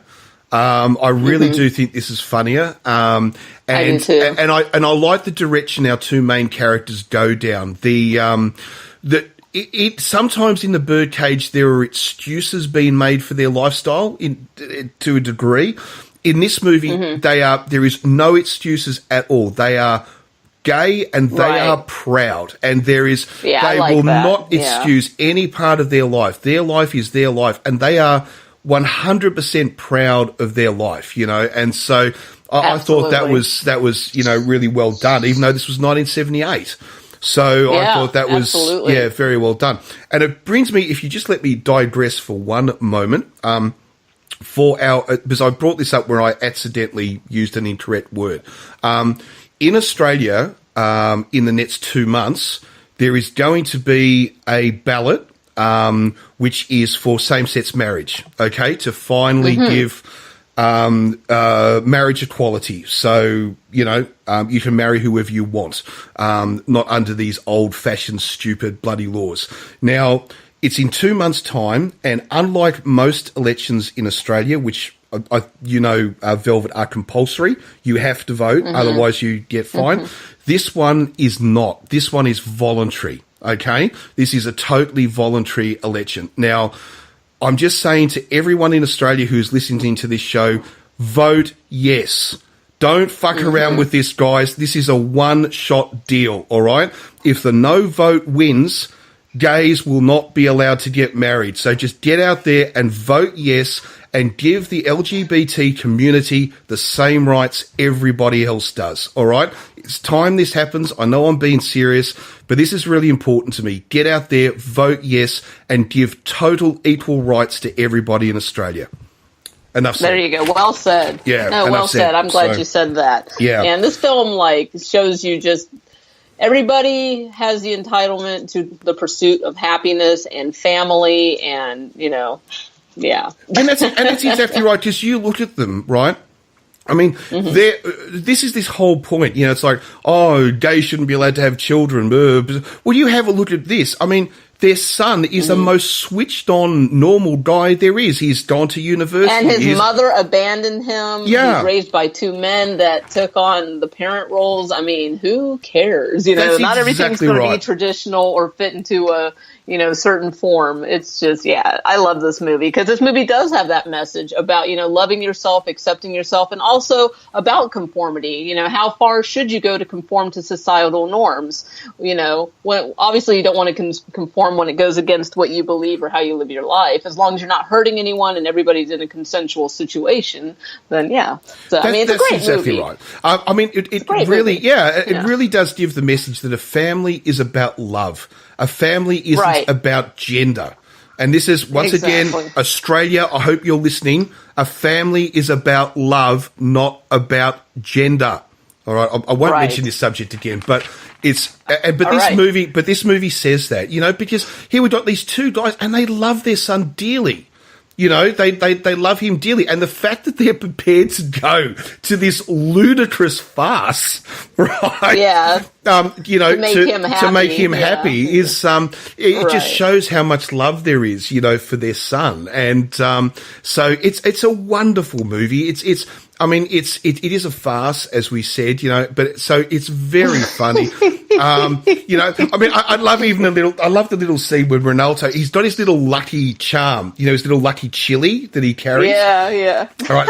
And whenever he wants something to go right, he strokes the chili. And anyway, and he's got this giant, when they erect this giant, cross of Jesus on the cross in the living room, and he walks up to it and he sort of says, "If tonight goes well, I'll let you stay in this house," which I thought was a really interesting point. I'll let you stay in this house, and then the next thing he sees is our Albion walk in dressed in a suit, trying to be all macho, right?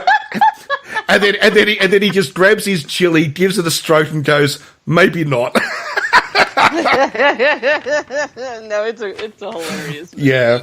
Okay, so if we are going to rate this... Well, actually, just... do you have anything else you want to say? Yeah, just quickly before we do, is this movie actually spawned 2 sequels in France. There was a number 2 and a number 3. Yeah. Now, if you want to see just how the lunacy of where these movies would go and how popular these 2 characters were, in the second one, okay, the general story is... is that Albion does another one of his hissy fits and he runs away, right? And he gets drawn into an international spy drama, right? Oh my God. Where the 2 of them end up as spies, okay? in the third one, they end up that a big relative of one of them, I can't remember which, dies, but they can't inherit the money until they have another child. Right. So now they've got to go around with this concept of they've got to find another child. So look,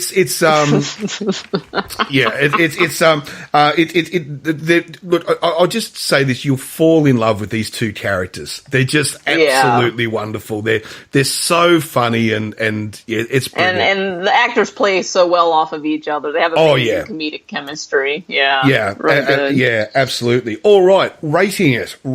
Okay.